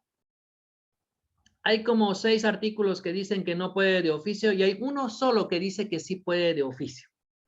Pero la doctrina ha generalizado y ha señalado que ya sea que tu derecho haya prescrito o ya sea que tu derecho esté precluido, no precluido, caducado, el juez no puede rechazar de oficio una demanda por esos factores. Siempre es a instancia de parte. Entonces, fíjense, una cosa había sido prescripción, otra cosa había sido caducidad. Ejemplo de prescripción. La aceptación o la renuncia a la herencia son 10 años. La usucapión, mala fe, 10 años, buena fe, 5 años. Hay también la prescripción general de los derechos patrimoniales, 5 años. Hay la prescripción trienal de algunos derechos. Hay la prescripción bienal. Los honorarios profesionales prescriben en 2 años. El canon de alquiler, el interés, ¿no? Y hay también la prescripción anual, ¿no? Caducidad, bueno, está también, por ejemplo, la del artículo 310, parágrafo segundo, que es cuando tú pides la aplicación de una medida cautelar o precautoria antes de la demanda. Desde el momento en que se da la medida, tienes 30 días para presentar tu demanda bajo plazo sujeto a caducidad. Si no, caduca la medida cautelar y precautoria. 310, parágrafo segundo, Código Procesal Civil. Marcelo, adelante. Doctor, una pregunta. Digamos, en una diligencia preparatoria se solicitó la medida cautelar de prohibición, innovar y contratar. Ahora, ya nos concedió, digamos. Nos concedió y la cuestión es que en el auto que dio para que nosotros podamos, o donde concedió más bien la medida cautelar, se equivocó, digamos, en el número de folio. Y subsanó después de medio mes, después de unos 10 días hábiles, digamos. Y bueno, en otorgarnos lo que es la provisión ejecutoria, la secretaria tardó como una semana más. Ahora, al momento de presentar a derechos reales también tiene su respuesta después de 2 meses, algo así. ¿Y desde cuándo empieza a correr el plazo, doctor? Desde que nos dicta la juez el auto para la diligencia preparatoria, o desde que se subsanó, digamos, ese error por parte de la juez, o desde que nos proveen la provisión ejecutoria. Eso no entiendo una parte. Ok, perfecto.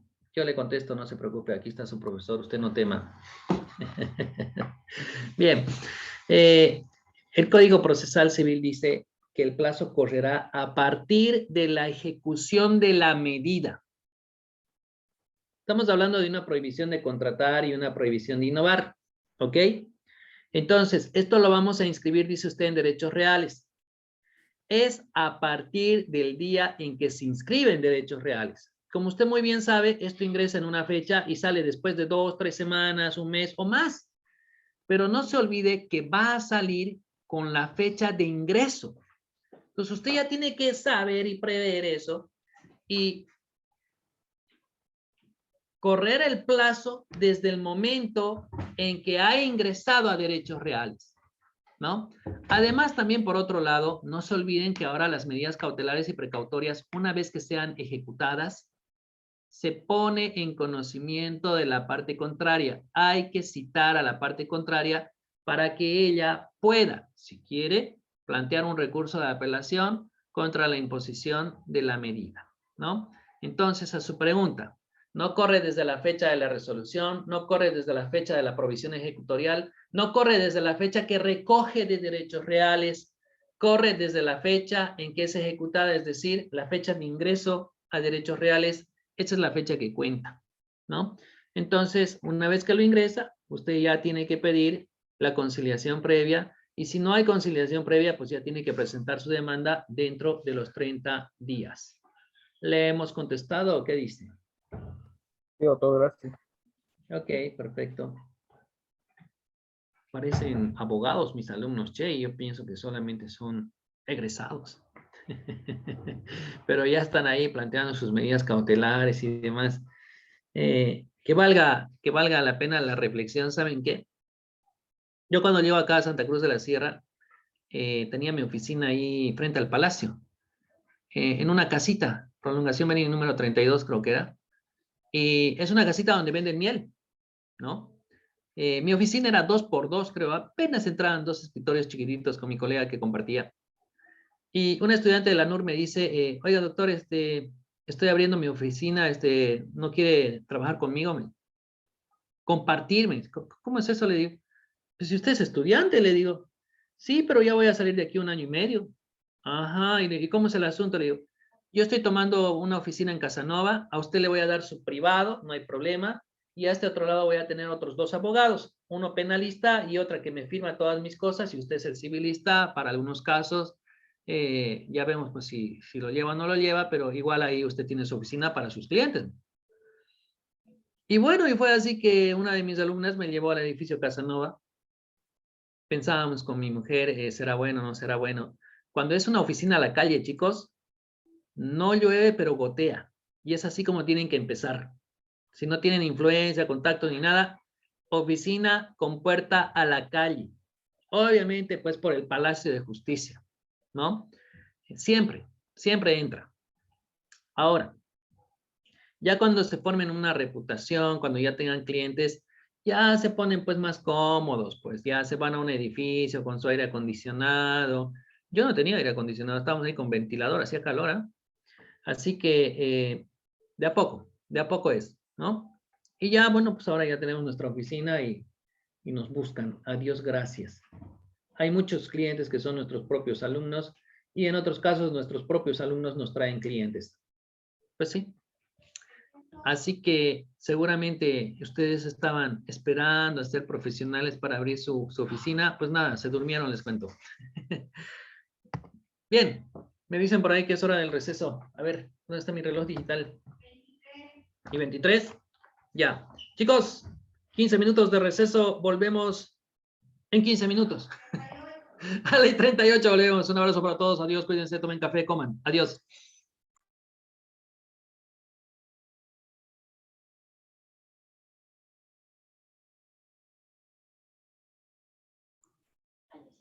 Ok, jóvenes, ya estamos en la recta final. Hoy es el último día de avance. Hoy es el último día que no van a dormir. Ay, doctor. Ya mañana después del examen tampoco van a dormir porque van a morir. Ya, ok, Doctor, perfecto. Sí, doctor, buenas noches. Dice las compañeras si la puede aceptar, por favor. no puedo aceptarle a la compañera porque yo soy un hombre casado y tengo 3 hijos. Comprenda, por favor, hágale entender usted. A la clase, a la clase. Ah, claro, perdón, sí, lo siento, sí, me olvidé que ya no soy tan atractivo como antes. Bien, ok, ya, terminaremos con esto, por favor, para de sufrir. Félix Antonio, está borgando aquí mi computadora. ¿Qué hace aquí abierto? Ya. Ahora sí, el principio de preclusión. Señores, el principio de preclusión es aquel principio que se encarga de ordenar el proceso, ¿no? Es decir, es aquel principio que se encarga de establecer los momentos oportunos y precisos para que ustedes ejecuten y realicen los distintos actos jurídicos procesales que están ahí. ¿Se acuerdan que antes cuando uno se prestaba plata del banco tenías que pagar una fecha exacta, no antes ni después, sino el día? Pues antes, ¿no? Ahora ya no es así. Pues esto es lo mismo. El principio de preclusión lo que hace es ordenar las distintas etapas y fases en el proceso, ¿no? Es el que te va a decir y te va a señalar en qué orden vas a ejecutar los distintos actos jurídicos procesales. Después del 1 viene el 2, el 3, el 4, no puede venir el 5 después del 2, ¿no? A eso se refiere. Chovenda define a la preclusión y diferenciando de las otras 2 figuras, ¿no? La prescripción y la caducidad. La preclusión es la pérdida y la extinción de una facultad procesal, ¿no? Tenemos 3 casos de preclusión. Número 1, no haberse observado el orden señalado por la ley para su ejercicio, como los plazos perentorios o la sucesión legal de las actividades y de las excepciones. Lo vamos a decir en español, ¿ya?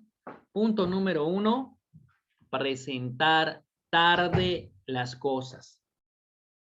Presentar de forma extemporánea un recurso, una contestación, fuera de plazo, ¿no? Ejemplo, cuando a nosotros nos notifican con una sentencia en la audiencia, una lectura completa de sentencia, tenemos a partir de la fecha 10 días para plantear nuestro recurso de apelación, que de acuerdo al artículo 90, parágrafo 2, son 10 días hábiles. y se computa a partir del día siguiente hábil. Entonces, si el viernes, mañana, sale una sentencia completa, vamos a empezar a contar desde el día martes. Martes sería día 1, porque viernes, el primer día siguiente hábil, sábado no es día hábil, domingo no es día hábil, lunes es feriado, martes 3 sería el día 1, ¿no?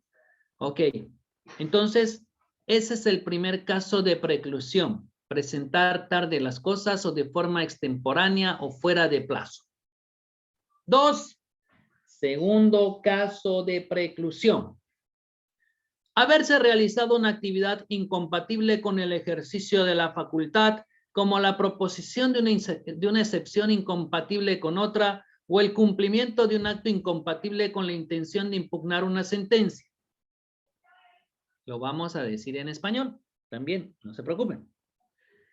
El tratar de ejecutar un acto procesal que es incompatible con el anterior. Ejemplo. Primero les voy a dar un ejemplo grosero y luego les voy a dar un ejemplo que tal vez no se puedan percatar. Cuando sale una sentencia y yo quiero impugnar, se supone pues que tengo que plantear un recurso de apelación.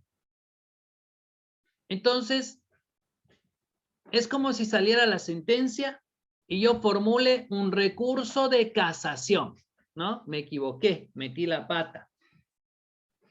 Como no he utilizado el recurso pertinente y adecuado, voy a perder mi recurso, ¿no? Por haber planteado un medio de impugnación incompatible con la resolución que yo pretendía atacar, ¿no? ¿Se entiende?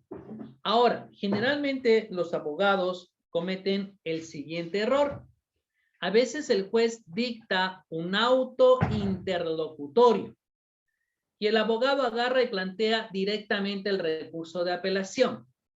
Un auto interlocutorio no puede ser atacado directamente con un recurso de apelación. Tienes que formular un recurso de reposición bajo alternativa de apelación, ¿no? De lo contrario, tu medio de impugnación, al ser incompatible, al ser incorrecto, al no ser pertinente, ya causa ejecutoria de la resolución. Como lo hiciste mal, lo echaste a perder todo. ¿Sí? ¿Se entiende? Muy bien. Vamos con el tercer caso de preclusión.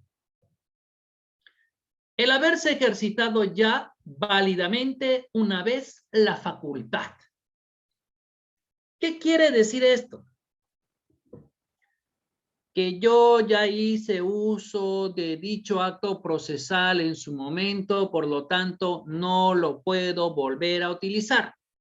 Ejemplo, tengo 30 días para plantear excepciones, contestar una demanda y reconvenir. Entonces, de repente, al día 15 planteo excepciones. De repente, al día 20 contesto. Y de repente, al día 30 decido plantear una demanda reconvencional. No, eso no se puede. ¿Ya? Es en un solo acto jurídico procesal. Y si yo ya lo hice al día 15, ya no puedo yapar la contestación al 20, ni al 25, ni al 30. Ya está, ya hice uso del acto procesal y por lo tanto el acto ya está consumado y ya está agotado, ¿no? Ejemplo, sale una sentencia, tengo 10 días para apelar y mi apelación la presento en el día 5. No puedo presentarla de nuevo al día 6, al 7, al 8, al 9, ya no puedo. Eso quiere decir. ¿Ok? ¿Sí? ¿Se entiende? ¿Está claro? Claro que sí. Principio de contradicción. Perdón, disculpe, doctor. ¿Cuál dijo que era la diferencia entre preclusión y la caducidad? Ok, perfecto. Decíamos que cuando hablamos nosotros de caducidad, son plazos más cortos, más breves, son plazos donde no hay interrupción ni suspensión, son plazos que lo puedes establecer de forma convencional o sea, firmando un contrato donde te pones un plazo para algo, o de forma legal, ya están establecidos previamente por la ley. Y ha habido ahí una negligencia, una dejadez, un lapsus calami. La preclusión es la pérdida de una facultad procesal, ¿no? La preclusión es la imposibilidad que tú tienes de hacer uso de un acto jurídico procesal por cualquiera de los tres motivos que hemos desarrollado. O estás tarde, o no corresponde, o ya lo has utilizado. La preclusión es exclusivo de los actos procesales. La preclusión es el principio rector en cualquier rama del derecho procesal, sea derecho procesal civil, penal, laboral, familiar, niño, niña, adolescente, constitucional, cualquiera. ¿Sí? Entonces, preclusión, facultades procesales. ¿Sí? Ok, vamos con el siguiente. Gracias, doctor. No tiene por qué. Principio de contradicción. Este principio de contradicción también es conocido como el principio de dualidad, principio de bilateralidad o de controversia. Se entiende que en aplicación del principio de contradicción, el juez no puede sacar una resolución judicial a pedido de la parte contraria sin correr traslado o poner en conocimiento de la parte contraria. No sé, pues, de repente una de las partes hace una solicitud. ¿Qué tiene que hacer el juez? Él no puede resolver directamente. Por contradicción, por igualdad procesal, por no dejar en indefensión y quebrantar el debido proceso, antes de resolver tiene que poner en conocimiento de la parte contraria para que la parte contraria se pueda pronunciar. Y por último, por más que no se pronuncie, ya ha cumplido con el hecho de poner en conocimiento de la parte contraria. Por lo tanto, el juez ya está habilitado para resolver. Contradicción es pues poner en conocimiento de la parte contraria lo que solicita la otra y yo como juez, antes de resolver, le aviso a la parte contraria. Este principio de contradicción no siempre tiene que ser aplicado de forma rígida, no a todo lo que presente la parte traslado. Hay excepciones, ¿no? En las medidas cautelares, cuando yo pido la aplicación de una medida cautelar y precautoria, no puede, pues, el juez colocar traslado. Las medidas cautelares o precautorias son establecidas de forma inaudita parte, es decir, sin conocimiento de la parte contraria.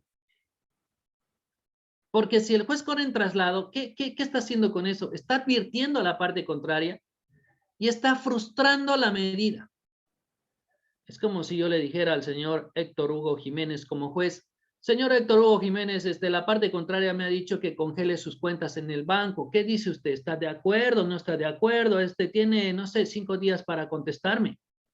¿Qué va a hacer el señor Héctor Hugo Jiménez? Va a ir al banco y va a sacar toda su plata, ¿no? Por eso, las medidas cautelares y precautorias no deben ser corridas en traslado. No hay aplicación del principio de contradicción porque una de las características es que son aplicadas de forma inaudita parte, es decir, sin conocimiento de la parte contraria. ¿Ok? ¿Sí? ¿Se entiende? A veces pedimos fotocopias legalizadas y el juez dice traslado. O sea, ¿y qué va a decir la otra parte? ¿Se va a oponer? ¿Y por qué se va a oponer? Si es mi expediente, es mi proceso, es nuestro. Mejor es cuando colocan otórguese con noticia contraria, o sea, ya, lo voy a notificar, cumplo con la notificación y me dan, ¿no? Pero tampoco traslado a que tengo que esperar a que la otra parte conteste y si no contesta tengo que meter otro memorial pidiendo resolución, o sea, es una tontería, ¿no? Pero ojo, este principio tiene una relación directa con el principio de igualdad procesal, con el principio del debido proceso, porque si hay algo que me pide la otra parte y yo la otorgo sin escuchar a la parte contraria, hay un quebrantamiento al derecho a la defensa. ¿Sí?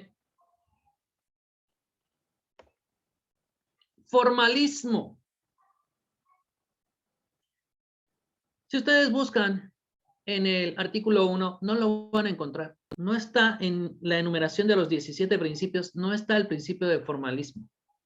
Pero, señores, es un hecho innegable de que el proceso civil es un proceso formalista, ritualista, garantista. Y tampoco hay el de preclusión, pero algunos autores dicen que es el principio de eventualidad. Así lo dice Marco Antonio Goitia. Marco Antonio Goitia, un reconocido abogado, docente de pregrado, posgrado, expresidente del Colegio de Abogados a nivel nacional. Entonces, a veces estos principios no están ahí en el código, ya lo hemos visto, ¿no? Pero el principio de formalismo, aunque no está, forma parte. Si ustedes leen el artículo 5 del nuevo Código Procesal Civil, ¿qué dice? Las normas procesales son de orden público y por lo tanto de obligado acatamiento. Nosotros tenemos que cumplir con las formalidades que el proceso establece. Todos los sujetos procesales estamos obligados a desarrollar el proceso como la norma establece. No solamente las partes, el juez también está obligado, ¿no? Como sujeto procesal a desarrollar el proceso tal cual establece la norma. Miren cómo este principio en otras áreas, en otras materias, es distinto. Si ustedes revisan en el Código de las Familias, van a encontrar el principio de no formalismo. Si ustedes revisan en el Código Niño, Niño y Adolescente, van a encontrar el principio de desformalismo, se llama. Entonces, fíjense cómo en otras materias gobierna el principio bilateral, el antagónico, la antítesis del que está aquí, ¿no? En el derecho laboral está el principio inquisitivo. Aquí es el principio dispositivo, ¿no? Entonces, ¿cómo será el principio de no formalismo en materia familiar? El otro día Gonzalo Castellanos Trigo compartió en el Facebook algunas explicaciones que hacía un colega sobre el principio de no formalismo en materia familiar. Y él, por ejemplo, decía, ¿no? A ver, es día y hora de la audiencia. Ambas partes están presentes en el juzgado acompañados de sus respectivos abogados, pero resulta que no habían sido notificadas, ¿no? Y en el sistema no hay la notificación. ¿Qué debe hacer el juez? ¿Instalar o no instalar la audiencia? ¿Qué dicen? ¿Sí o no? Se suspende por falta de la notificación de la otra parte. Ahí tenemos un juez formalista, ritualista de la vieja escuela del derecho procesal civil, del antiguo Código de Procedimiento Civil y que es ajeno al nuevo código. Nada, pues, ¿qué tiene que hacer el juez? El juez tiene que agarrar, no hay tiempo para participaciones, chicos, lo siento, es su último día, tienen que sufrir ahora, no hay puntos gratis hoy. Entonces, ¿qué tiene que hacer el juez? Lo que tiene que hacer un juez, que pasen, secretario, hágalos notificarse en este momento en el expediente, y por último, si alguien quiere plantear un incidente, que lo plantee de inicio, ¿no? Aunque irregular, si el acto procesal ha cumplido con la finalidad por cual tenía destino, este tiene que convalidarse. ¿Para qué era la notificación? Para avisarles que tenían audiencia ese día y esa hora y que tenían que estar presentes ahí las partes con sus abogados. Están ahí, están ahí. Bueno, pues, que se lleve la audiencia. Otro.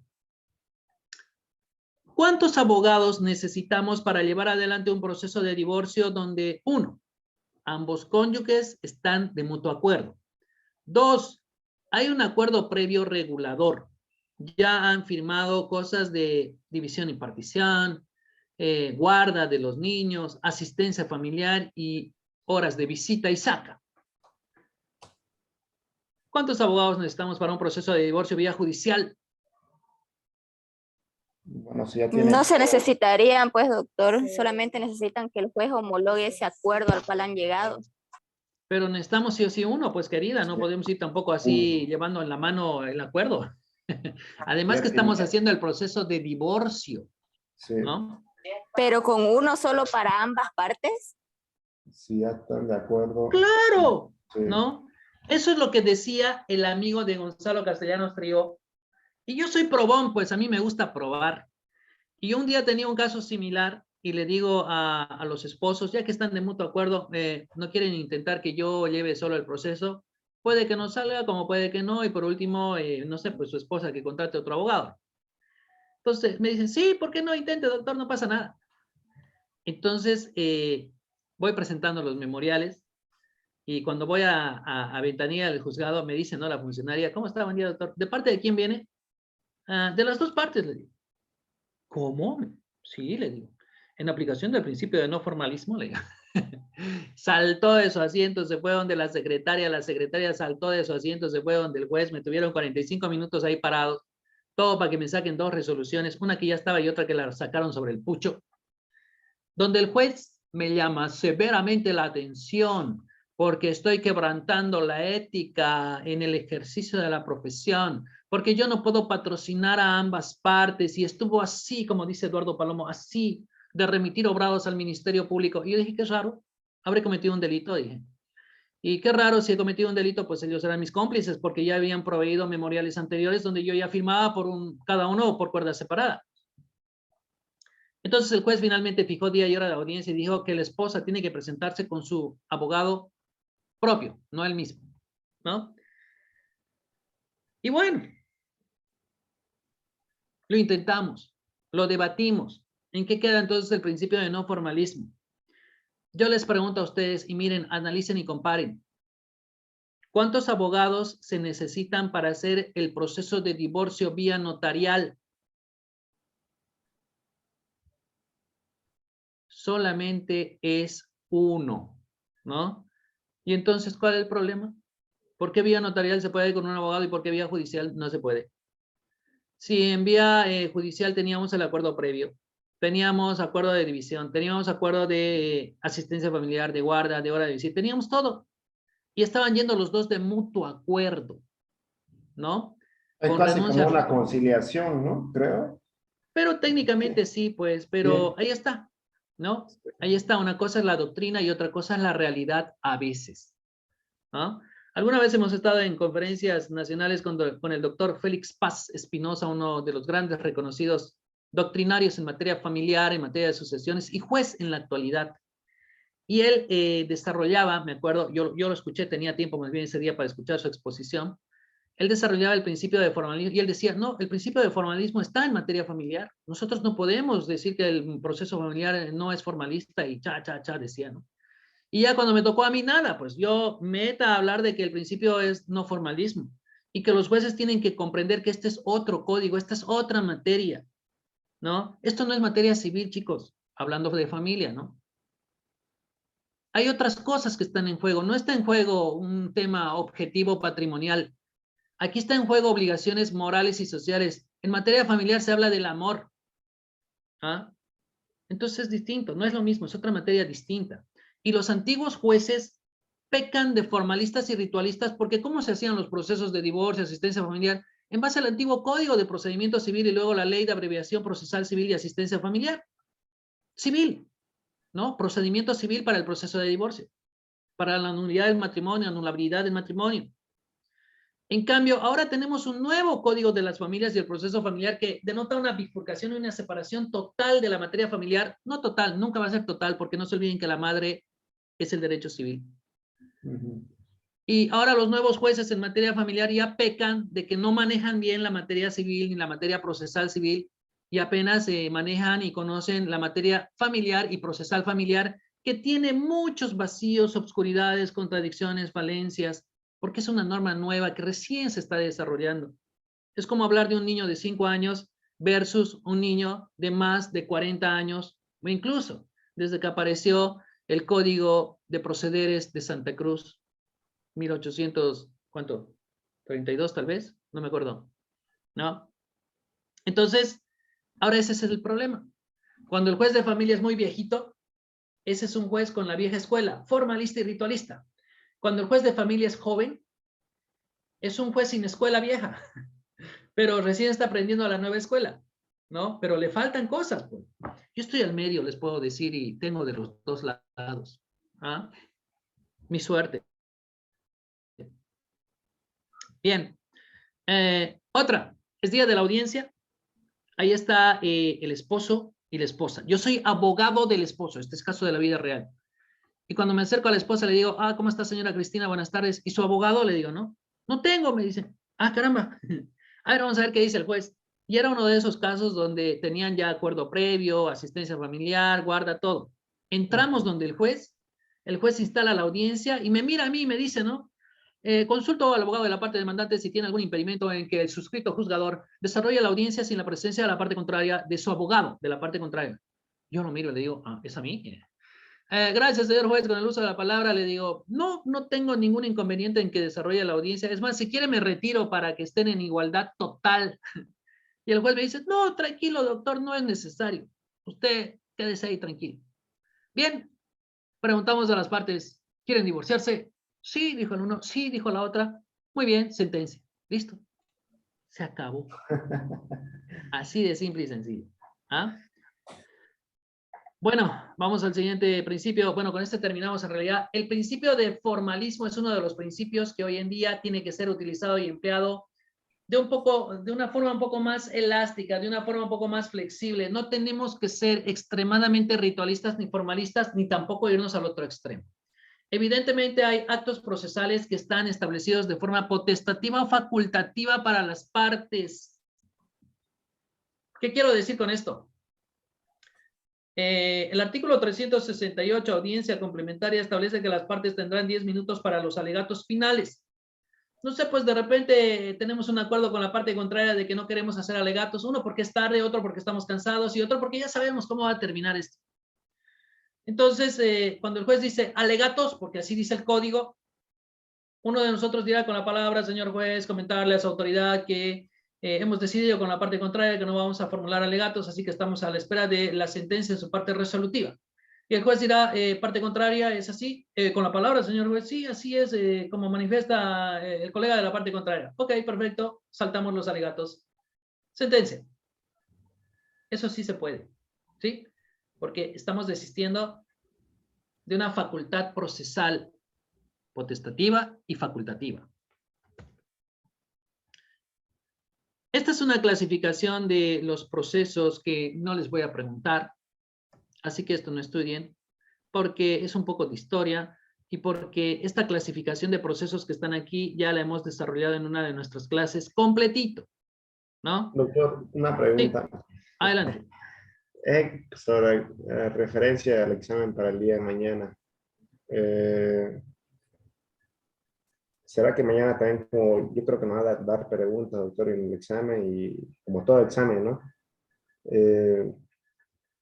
Hay preguntas que será que podemos responder a nuestro criterio, hay preguntas no siempre a lo que también, lo que avanzamos, ¿no? Claro, con referencia también que lo que avanzamos, porque así, tal como dijo, quizás nos falte, nos quede doliendo la cabeza para pensar qué dijo, qué era, digo, ¿no?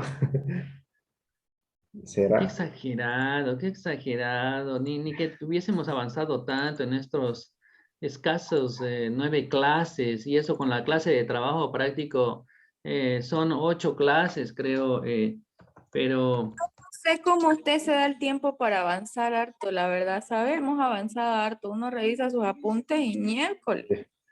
Como te hemos aprendido más que en 5 años de clase, le soy sincero. Escucha, toda la información... Ya, no sean tirazacos, ya, tranquilo. 30 hojas de apunte, doctor. Mañana nos va a mandar al paredón, doctor.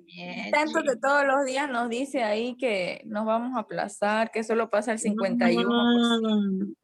Sí, ya saben cómo es, ya saben, me conocen muy bien, qué bueno, me encanta. Sino que el examen que sea un memorial, ya. Ay, qué ternura. No, es muy difícil eso. Ya, atiendan. Miren, ahora les voy a demostrar la gran importancia y preponderancia que tienen los principios en el derecho procesal civil, familiar o cualquiera. Yo presenté una demanda en un juzgado en el Palacio de Justicia. En esa época entró en vigencia, creo, el instructivo 002/2016. No me acuerdo ya ni qué número era. Pero ese instructivo establecía la distribución y la desconcentración de los juzgados por la villa, por la OCEBOL, por el plan 3000, ¿no es cierto? Y cuando yo iba al Palacio a presentar mi demanda, el de plataforma miraba cuál era el domicilio del demandante o del demandado y te decía, por ejemplo, no, aquí dice doble vía La Guardia, tiene que irse al juzgado de Palmasola, ¿no? Y no te lo recepcionaban. A Dios gracias, ya ese instructivo ha quedado sin efecto y ahora yo puedo presentar o en el Palacio o puedo presentar en el juzgado descentralizado que me toca, pero no en otro yo escogiendo, no me puedo ir a la radial 17,5 por decir algo. O es el del domicilio del actor del demandado en el juzgado descentralizado que corresponde, o por más que yo viva en el 8º anillo de la zona norte, puedo llevarlo al Palacio, no hay problema, para que se sortee a cualquiera de los jueces del centro. Pero antes no se podía hacer eso. Ahora, a mí como abogado me representa un problema el llevar una demanda allá, a Palmasola, por el sur, por el 7º anillo, no sé por dónde es ese juzgado, ¿no? O quién sabe a la Molienda, que es por el 5º infierno, ¿no? Dando la vuelta. Entonces, ¿qué hacía yo en esa época? Mentía sobre el domicilio de mis clientes, ¿no? Y en una de esas, la juez agarra y me dice que salta contradicción en el domicilio señalado en las generales de ley del actor, porque ahí decía entre 3º y 4º anillo de la radial 27, y en su cédula de identidad decía kilómetro 9 doble vía La Guardia.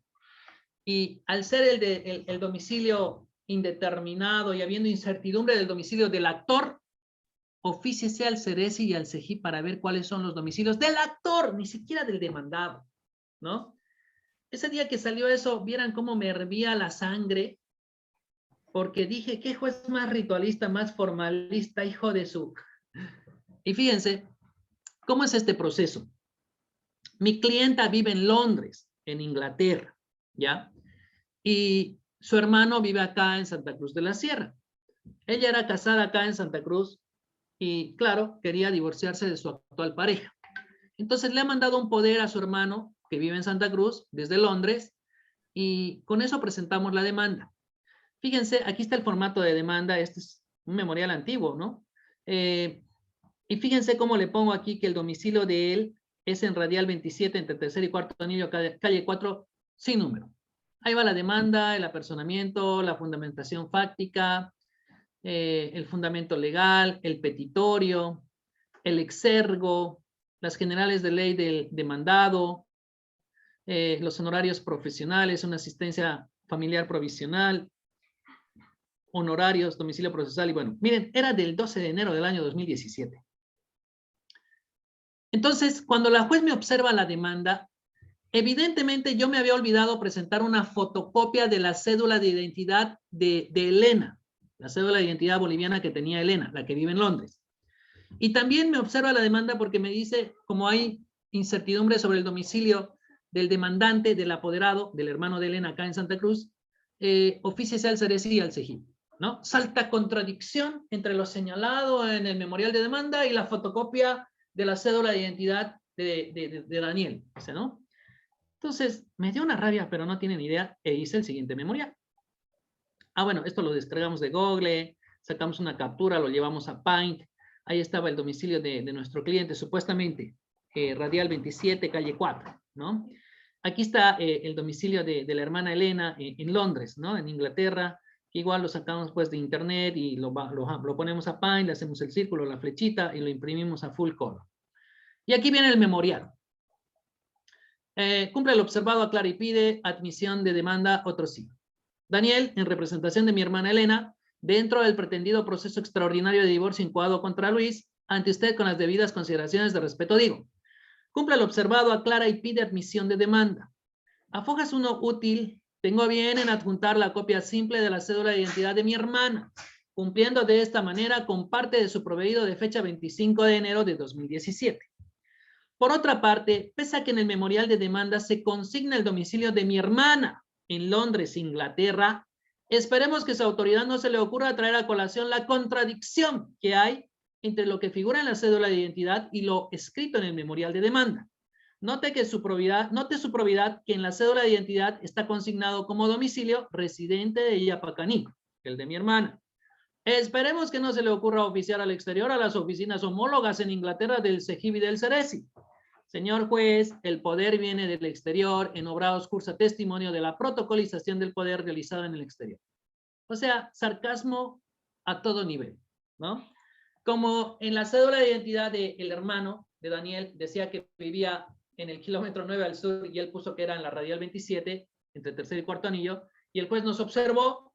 Bueno, ahora que le hemos presentado la fotocopia de la cédula de identidad de Elena, dice que ella vive en Yapacaní, pero en mi demanda dice que vive en Londres. Entonces me hago la burla, pues, sarcasmo puro. Asimismo, referente a mi domicilio, señor juez, su probidad conoce mejor que mi persona los conceptos referidos a lo que se entiende por domicilio. Ese derecho inherente a la personalidad. Por ejemplo, para las personas individuales, el lugar en que tiene establecido el asiento principal de su residencia y actividades. El lugar que la ley fija como asiento sede de la persona para la producción de efectos jurídicos. Esto está en el Diccionario Jurídico de Manuel Osorio, 35 edición editorial, SRL Buenos Aires, 2008, página 342. Así se cita doctrina. En este caso era un diccionario jurídico. Señor juez, el domicilio señalado es el lugar donde trabajo como chofer el día entero, donde en ocasiones me quedo a dormir en propiedad del señor, el ingeniero Hugo Gunnar Camacho y esposa. Es que son mis tíos, por eso yo conozco ese domicilio. El artículo 24 del Código Civil en su segunda parte dice: cuando esa residencia no puede establecerse con certeza, el domicilio está en el lugar donde la persona ejerce su actividad principal. Es el lugar en donde trabajo, señor juez. No logro comprender para qué las certificaciones. Señor juez, si alguna vez revisó las mismas en otros procesos, las mismas son desactualizadas. Certificar lo evidente no tiene sentido. La del CEGIP saldrá como la del carnet. ¿Para qué quiere oficiar? O sea, es tan absurdo lo que ordena el juez, que porque en mi carnet dice kilómetro 9, quiero oficiar al CERES. ¿Y cómo va a salir? Lo mismo, pues. O sea, yo no sé, pareciera que no ejercieran. Señor juez, la última vez que saqué mi cédula de identidad fue el año 2014 y así fuera el año pasado o el 15 de enero, bien puedo trasladarme en cualquier momento, señor juez. No se olvide la voluntad de permanecer en mi residencia. Esas certificaciones no me obligan a residir ahí donde señalan. Cuando ustedes estén en una audiencia y les muestren certificaciones del CEGIP y del CERESI, busquen pues la partecita que dice esta información no es actualizada. Por otra parte, tengo conocimiento pleno de los efectos jurídicos que acarrean el señalar un domicilio y créanme que como me encuentro representando los intereses de mi hermana, tengo la intención de que esto se lleve de acuerdo a ley y sin mayores dilaciones. No tengo por qué mentir sobre mi domicilio. Bueno, mentíamos. Señor juez, le pido a su probidad cumpla con su deber como funcionario público y sin mayores dilaciones admita la presente demanda. Y no actúe de forma oficiosa, desconsiderada, pretendiendo pasar por encima de lo que establece la ley. Cumpla con los principios establecidos en el Código de las Familias y el proceso familiar. ¿Usted piensa que lo más importante es mi domicilio? Señor juez, hay principios como ser el interés supremo del niño, niña y adolescente. No hay niños por los cuales dar celeridad al proceso, situación jurídica, guarda, tutela, asistencia familiar y otros.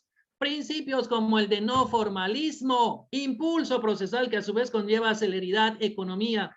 Señor juez, con el mayor de los respetos, le pido por favor, deje de centrar la admisión de un proceso por la existencia de, entre comillas, contradicción en mi domicilio. El Código Civil ya prevé esa situación. Con su actuar lo único que hace es impedir a mi hermana el acceso a la justicia, violentando su derecho a accionar por una cuestión extremadamente formal. Aquí es donde uno se pregunta, ¿y en qué queda la aplicación del artículo 223, parágrafo primero? Ahí dice que tú puedes demandar donde quieras, a elección del actor. Déjeme decirle que mi hermana eligió demandar aquí en Santa Cruz de la Sierra. Señor juez, cumpla con su trabajo. No quisiéramos pensar que el trasfondo de todo esto es deslindarse de un proceso más. Sería lamentable que un servidor público tan calificado como lo que tiene que ser un administrador de justicia esté tratando de deslindarse de un proceso. Se trata de dar un servicio a la sociedad que no es un servicio cualquiera. Su probidad está obligada a respetar lo que la Constitución y la ley manda. Deje de ser un factor que dilata el presente proceso o déjelo para la parte contraria. Trabaje con el espíritu de los nuevos códigos morales que son consecuencia de una nueva Constitución, señor juez. Cumpla con el principio de no formalismo. Esto es materia familiar donde lo principal no son el patrimonio, sino el amor y el cumplir con las obligaciones morales y sociales, señor juez. Por todo lo expuesto y en apego al conjunto de normas jurídicas vigentes en nuestro país, y una vez subsanado lo observado, solicito a su probidad admita la demanda presentada en fecha 18 de enero de 2017. El exergo, otro sí primero. En caso de negativa, la amenaza, ¿no? Me reservo el uso de los medios de impugnación, advirtiendo de llegar si fuera necesario a la vía constitucional para sentar un precedente al respecto, ya que la justicia que tarda no es justicia. Otro sí segundo, a ir adjunto por si acaso, mi croquis de ubicación de mi domicilio, Santa Cruz de la Sierra, 2 de enero del año 2017. ¿Saben cómo salió eso? Temblaba la voz. Temblaba. Fuimos a preguntar si ya salió del despacho, salió la secretaria en quinta y dijo, ¿está el abogado? ¿Está el abogado? Y no, pues solamente fue mi esposa a preguntar. Y dijo, por favor, dígale que esta tarde a las 2 que venga va a estar ahí su resolución. Habrán pensado, pues, que era un hijo de su recontra, que iba a llevar notario, iba a hacer quilombo. Salió la resolución y dijo la juez, en ningún momento se pretendió deslindarse de un proceso, se admite la presente demanda y se corre en traslado a la parte contraria en todo lo que hubiera lugar y derecho, bla, bla, bla, bla. Es que ya son pues tonterías, ¿no? ¿Cómo me va a mandar a hacer oficios? Ritualista, formalista, gravosa, tengo que gastar plata, sacar las certificaciones, perder tiempo. ¿Y eso será lo importante? ¿Ver dónde es el domicilio del actor? Lo importante es pues el interés supremo del niño, niña y adolescente. Lo importante es dar seguridad jurídica a esos niños, una asistencia familiar, ¿no? Así, nos hemos dado el gusto de, a punta de principios, lo hemos agarrado al juez, lo hemos arrugado como un papel y lo hemos tirado a la basura. Y ese solamente es una pequeña muestra de lo que podemos hacer con el uso de los principios del derecho procesal civil. Doctor, va a disculpar que le puso muy hincapié, pero no le entendí muy bien a lo que es el principio de formalismo, o sea, en realidad. El principio de formalismo es aquel que establece que el proceso civil tiene que llevarse a cabo cumpliendo todas las ritualidades que el código establece para el efecto, ¿no? Y en materia familiar hay otros principios más importantes. En materia familiar, por ejemplo, gobierna el principio de no formalismo, ¿sí? Hay principios más importantes como el interés supremo del niño, niña, adolescente. No vamos a estar centrando la admisión de un proceso porque no sabe dónde vivo yo, o porque mi carnet dice en un lado y yo digo otro lado. Y todavía me manda a dar la vuelta a hacer certificaciones al CEGI y al CERESI. ¿Saben qué quería la juez? Que yo retire mi demanda y la lleve allá, a Palmasola, por el kilómetro 7. No tenía sentido, pues, ¿cuál es el domicilio? Sí, el domicilio es donde uno vive y pernocta, pero domicilio también es donde tú realizas tu principal actividad. Ustedes no saben dónde yo vivo, pero saben dónde estoy todo el día por la mañana en la Universidad NUR. Entonces, si me quieren notificar con algo, me van a ir a buscar, pues, a la Universidad NUR o a mi oficina. Pero mi casa no la conocen. No, ese también es mi domicilio real, el lugar donde yo realizo mi principal actividad. En aplicación de estos principios, ustedes pueden hacer maravillas en el proceso. Miren, por ejemplo, una vez en un proceso de guarda, porque el papá estaba peleando la guarda de los 2 niños, yo me olvidé ofrecer la entrevista del juez con los niños, porque no se olviden que lo que dicen los niños vale la mitad de la decisión del juez, la otra mitad la tienes que lograr vos. Entonces yo lo puse en mi memorial, que se entreviste, pero formalmente no lo ofrecí como medio probatorio. ¿Qué hago? Me aprovecho del principio de verdad material. Me aprovecho de la prueba para mejor proveer. Entonces, ¿qué le digo al juez? Muy sutilmente, siempre perfil bajo, ¿no? Quédense quietos. Señor juez, le digo, quiero solicitar a su autoridad que introduzca un medio probatorio más en aplicación del principio de no formalismo, ¿no? En aplicación del principio de no formalismo, en aplicación del principio de verdad material, donde usted de forma potestativa y facultativa puede introducir prueba en caso de que así lo vea por conveniente, ¿no? Creo y considero que es importante que se realice la entrevista con los niños para que usted pueda determinar y tener mayores luces para dar una decisión más certera.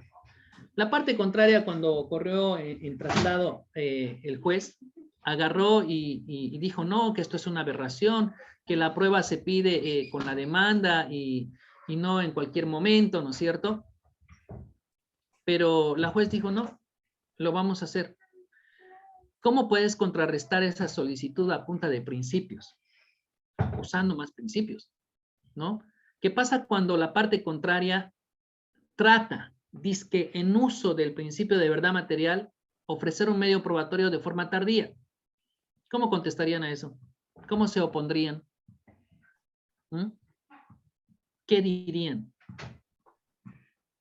La parte contraria quiere introducir un medio probatorio de forma tardía. ¿Qué dirían? El principio de preclusión, doctor. Ahora háganlo como si fuera una audiencia. ¿Quién se anima como si fuera una audiencia? Traslado con la solicitud de la parte demandada.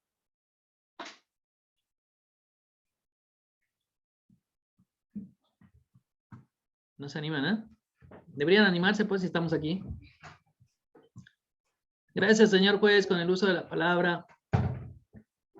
Es increíble que la parte contraria esté tratando de hacer uso de los principios del derecho procesal civil simplemente y llanamente con el objetivo de subsanar su negligencia por no haber ofrecido el medio probatorio en su debido momento. Él habla del principio de verdad material, pero señor juez, tenemos otros principios en el proceso civil. Si su autoridad da cabida a eso, uno estaría premiando a la parte contraria, y no me parece correcto de verdad porque es una negligencia que ha cometido, quebrantando el principio de preclusión, el cual establece un orden para el proceso. Hay etapas para que nosotros podamos ofrecer los medios probatorios y no lo está haciendo de ninguna de las formas que establece la norma. Se estaría quebrantando, por ejemplo, el principio de formalismo, el cual establece que nosotros como partes tenemos que seguir un procedimiento, un camino. Se estaría quebrantando, por ejemplo, ahora mismo con el principio de igualdad procesal, porque se están aprovechando, nos están sorprendiendo con ese medio probatorio. Por lo tanto, señor juez, solicito a su autoridad que en aplicación de los principios señalados rechace la solicitud de la parte contraria, porque inclusive sería una violación al principio de probidad, el cual establece pues la buena fe y la lealtad procesal con la cual las partes tienen que desarrollarse y manejarse en el presente proceso, ¿no? A punta de principios es la guerra, chicos. Si ustedes no saben y no los conocen, no los manejan bien, no sé cómo van a argumentar en sus distintos memoriales, intervenciones, audiencias. Yo quisiera mostrarles más memoriales. Nos gusta mucho jugar con los principios del régimen de las nulidades procesales, pero bueno, ya son pues las 9:30 de la noche y es nuestra última clase y tampoco quiero darles mucha información porque mañana tienen examen. Ok, jóvenes, ha sido un gusto. Marisabel, ¿sacaste captura de pantalla? Sí, ya tenemos la lista. Ha sido un gusto, ha sido un placer. Ojalá no duerman toda la noche. Ojalá que mañana levanten con los ojos hinchados y estén muy nerviosos. Y bueno, pues no se preocupen. En el peor de los casos, no se preocupen. En el peor de los casos se van a aplazar nada más. No van a perder la vida. ¿Sí? Mi cerebro no cerebra, doctor. Doctor, una pregunta. Mañana 7 en punto ahí en la universidad. 7 en punto ahí. ¿En qué aula, doctor? doctor? Ah, la unidad de posgrado. Ahí vamos a ver qué aula nos dan. Yo voy a escribir al grupo de WhatsApp, así que estén atentos, ¿sí? A las 19:00, doctor. 19:00 porque tengo una celebración del Día del Trabajo, así que me tengo que ir temprano. Lo tengo que aplazar rápido. Digo, tengo que tomar rápido el examen. Ay, doctor. ¿Cuánto va a durar el examen, doctor? Como van a dejar en blanco la mayoría, yo creo que en 10 minutos acabamos. Ok, ya chicos. fue, doctor. Nos vemos. Que les vaya muy bien. Chao, chao. Cuídense, estudien mucho. Buenas noches. Hasta luego, doctor. Para mañana.